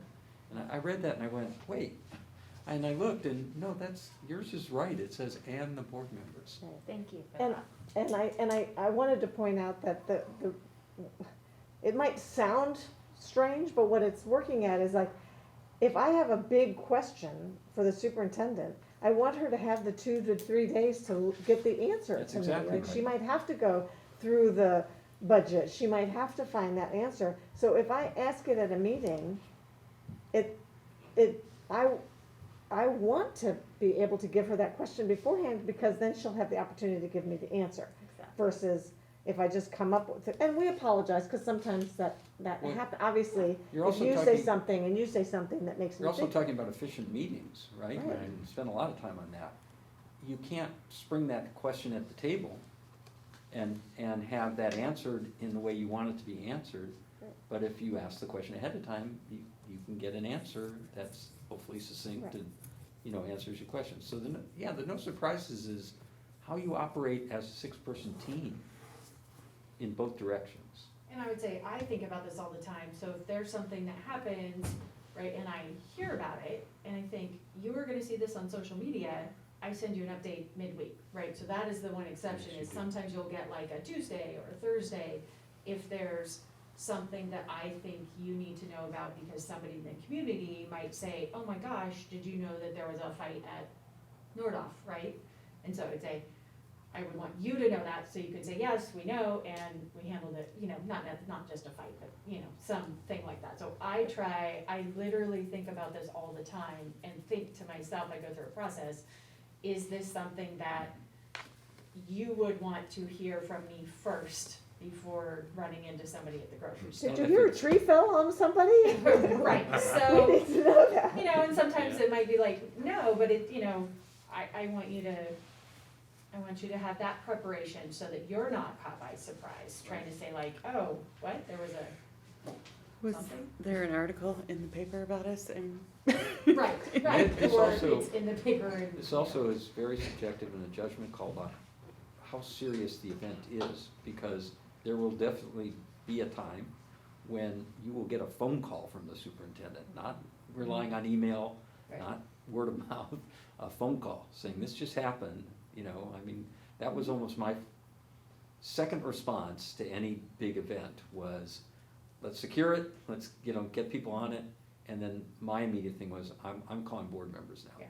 So, that's a judgment call, and sometimes my board disagreed about, when I chose to do that and when I didn't choose to do it, but that's a whole different level Right. of, absolutely you need to know about it. Last year when we had the thread at Nordoff, we There you called go. everyone, right, individually, so.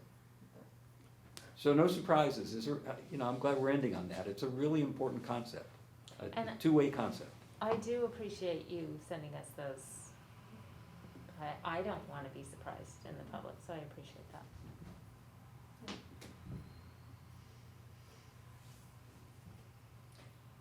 Any other questions? Thank you, Austin, for live streaming.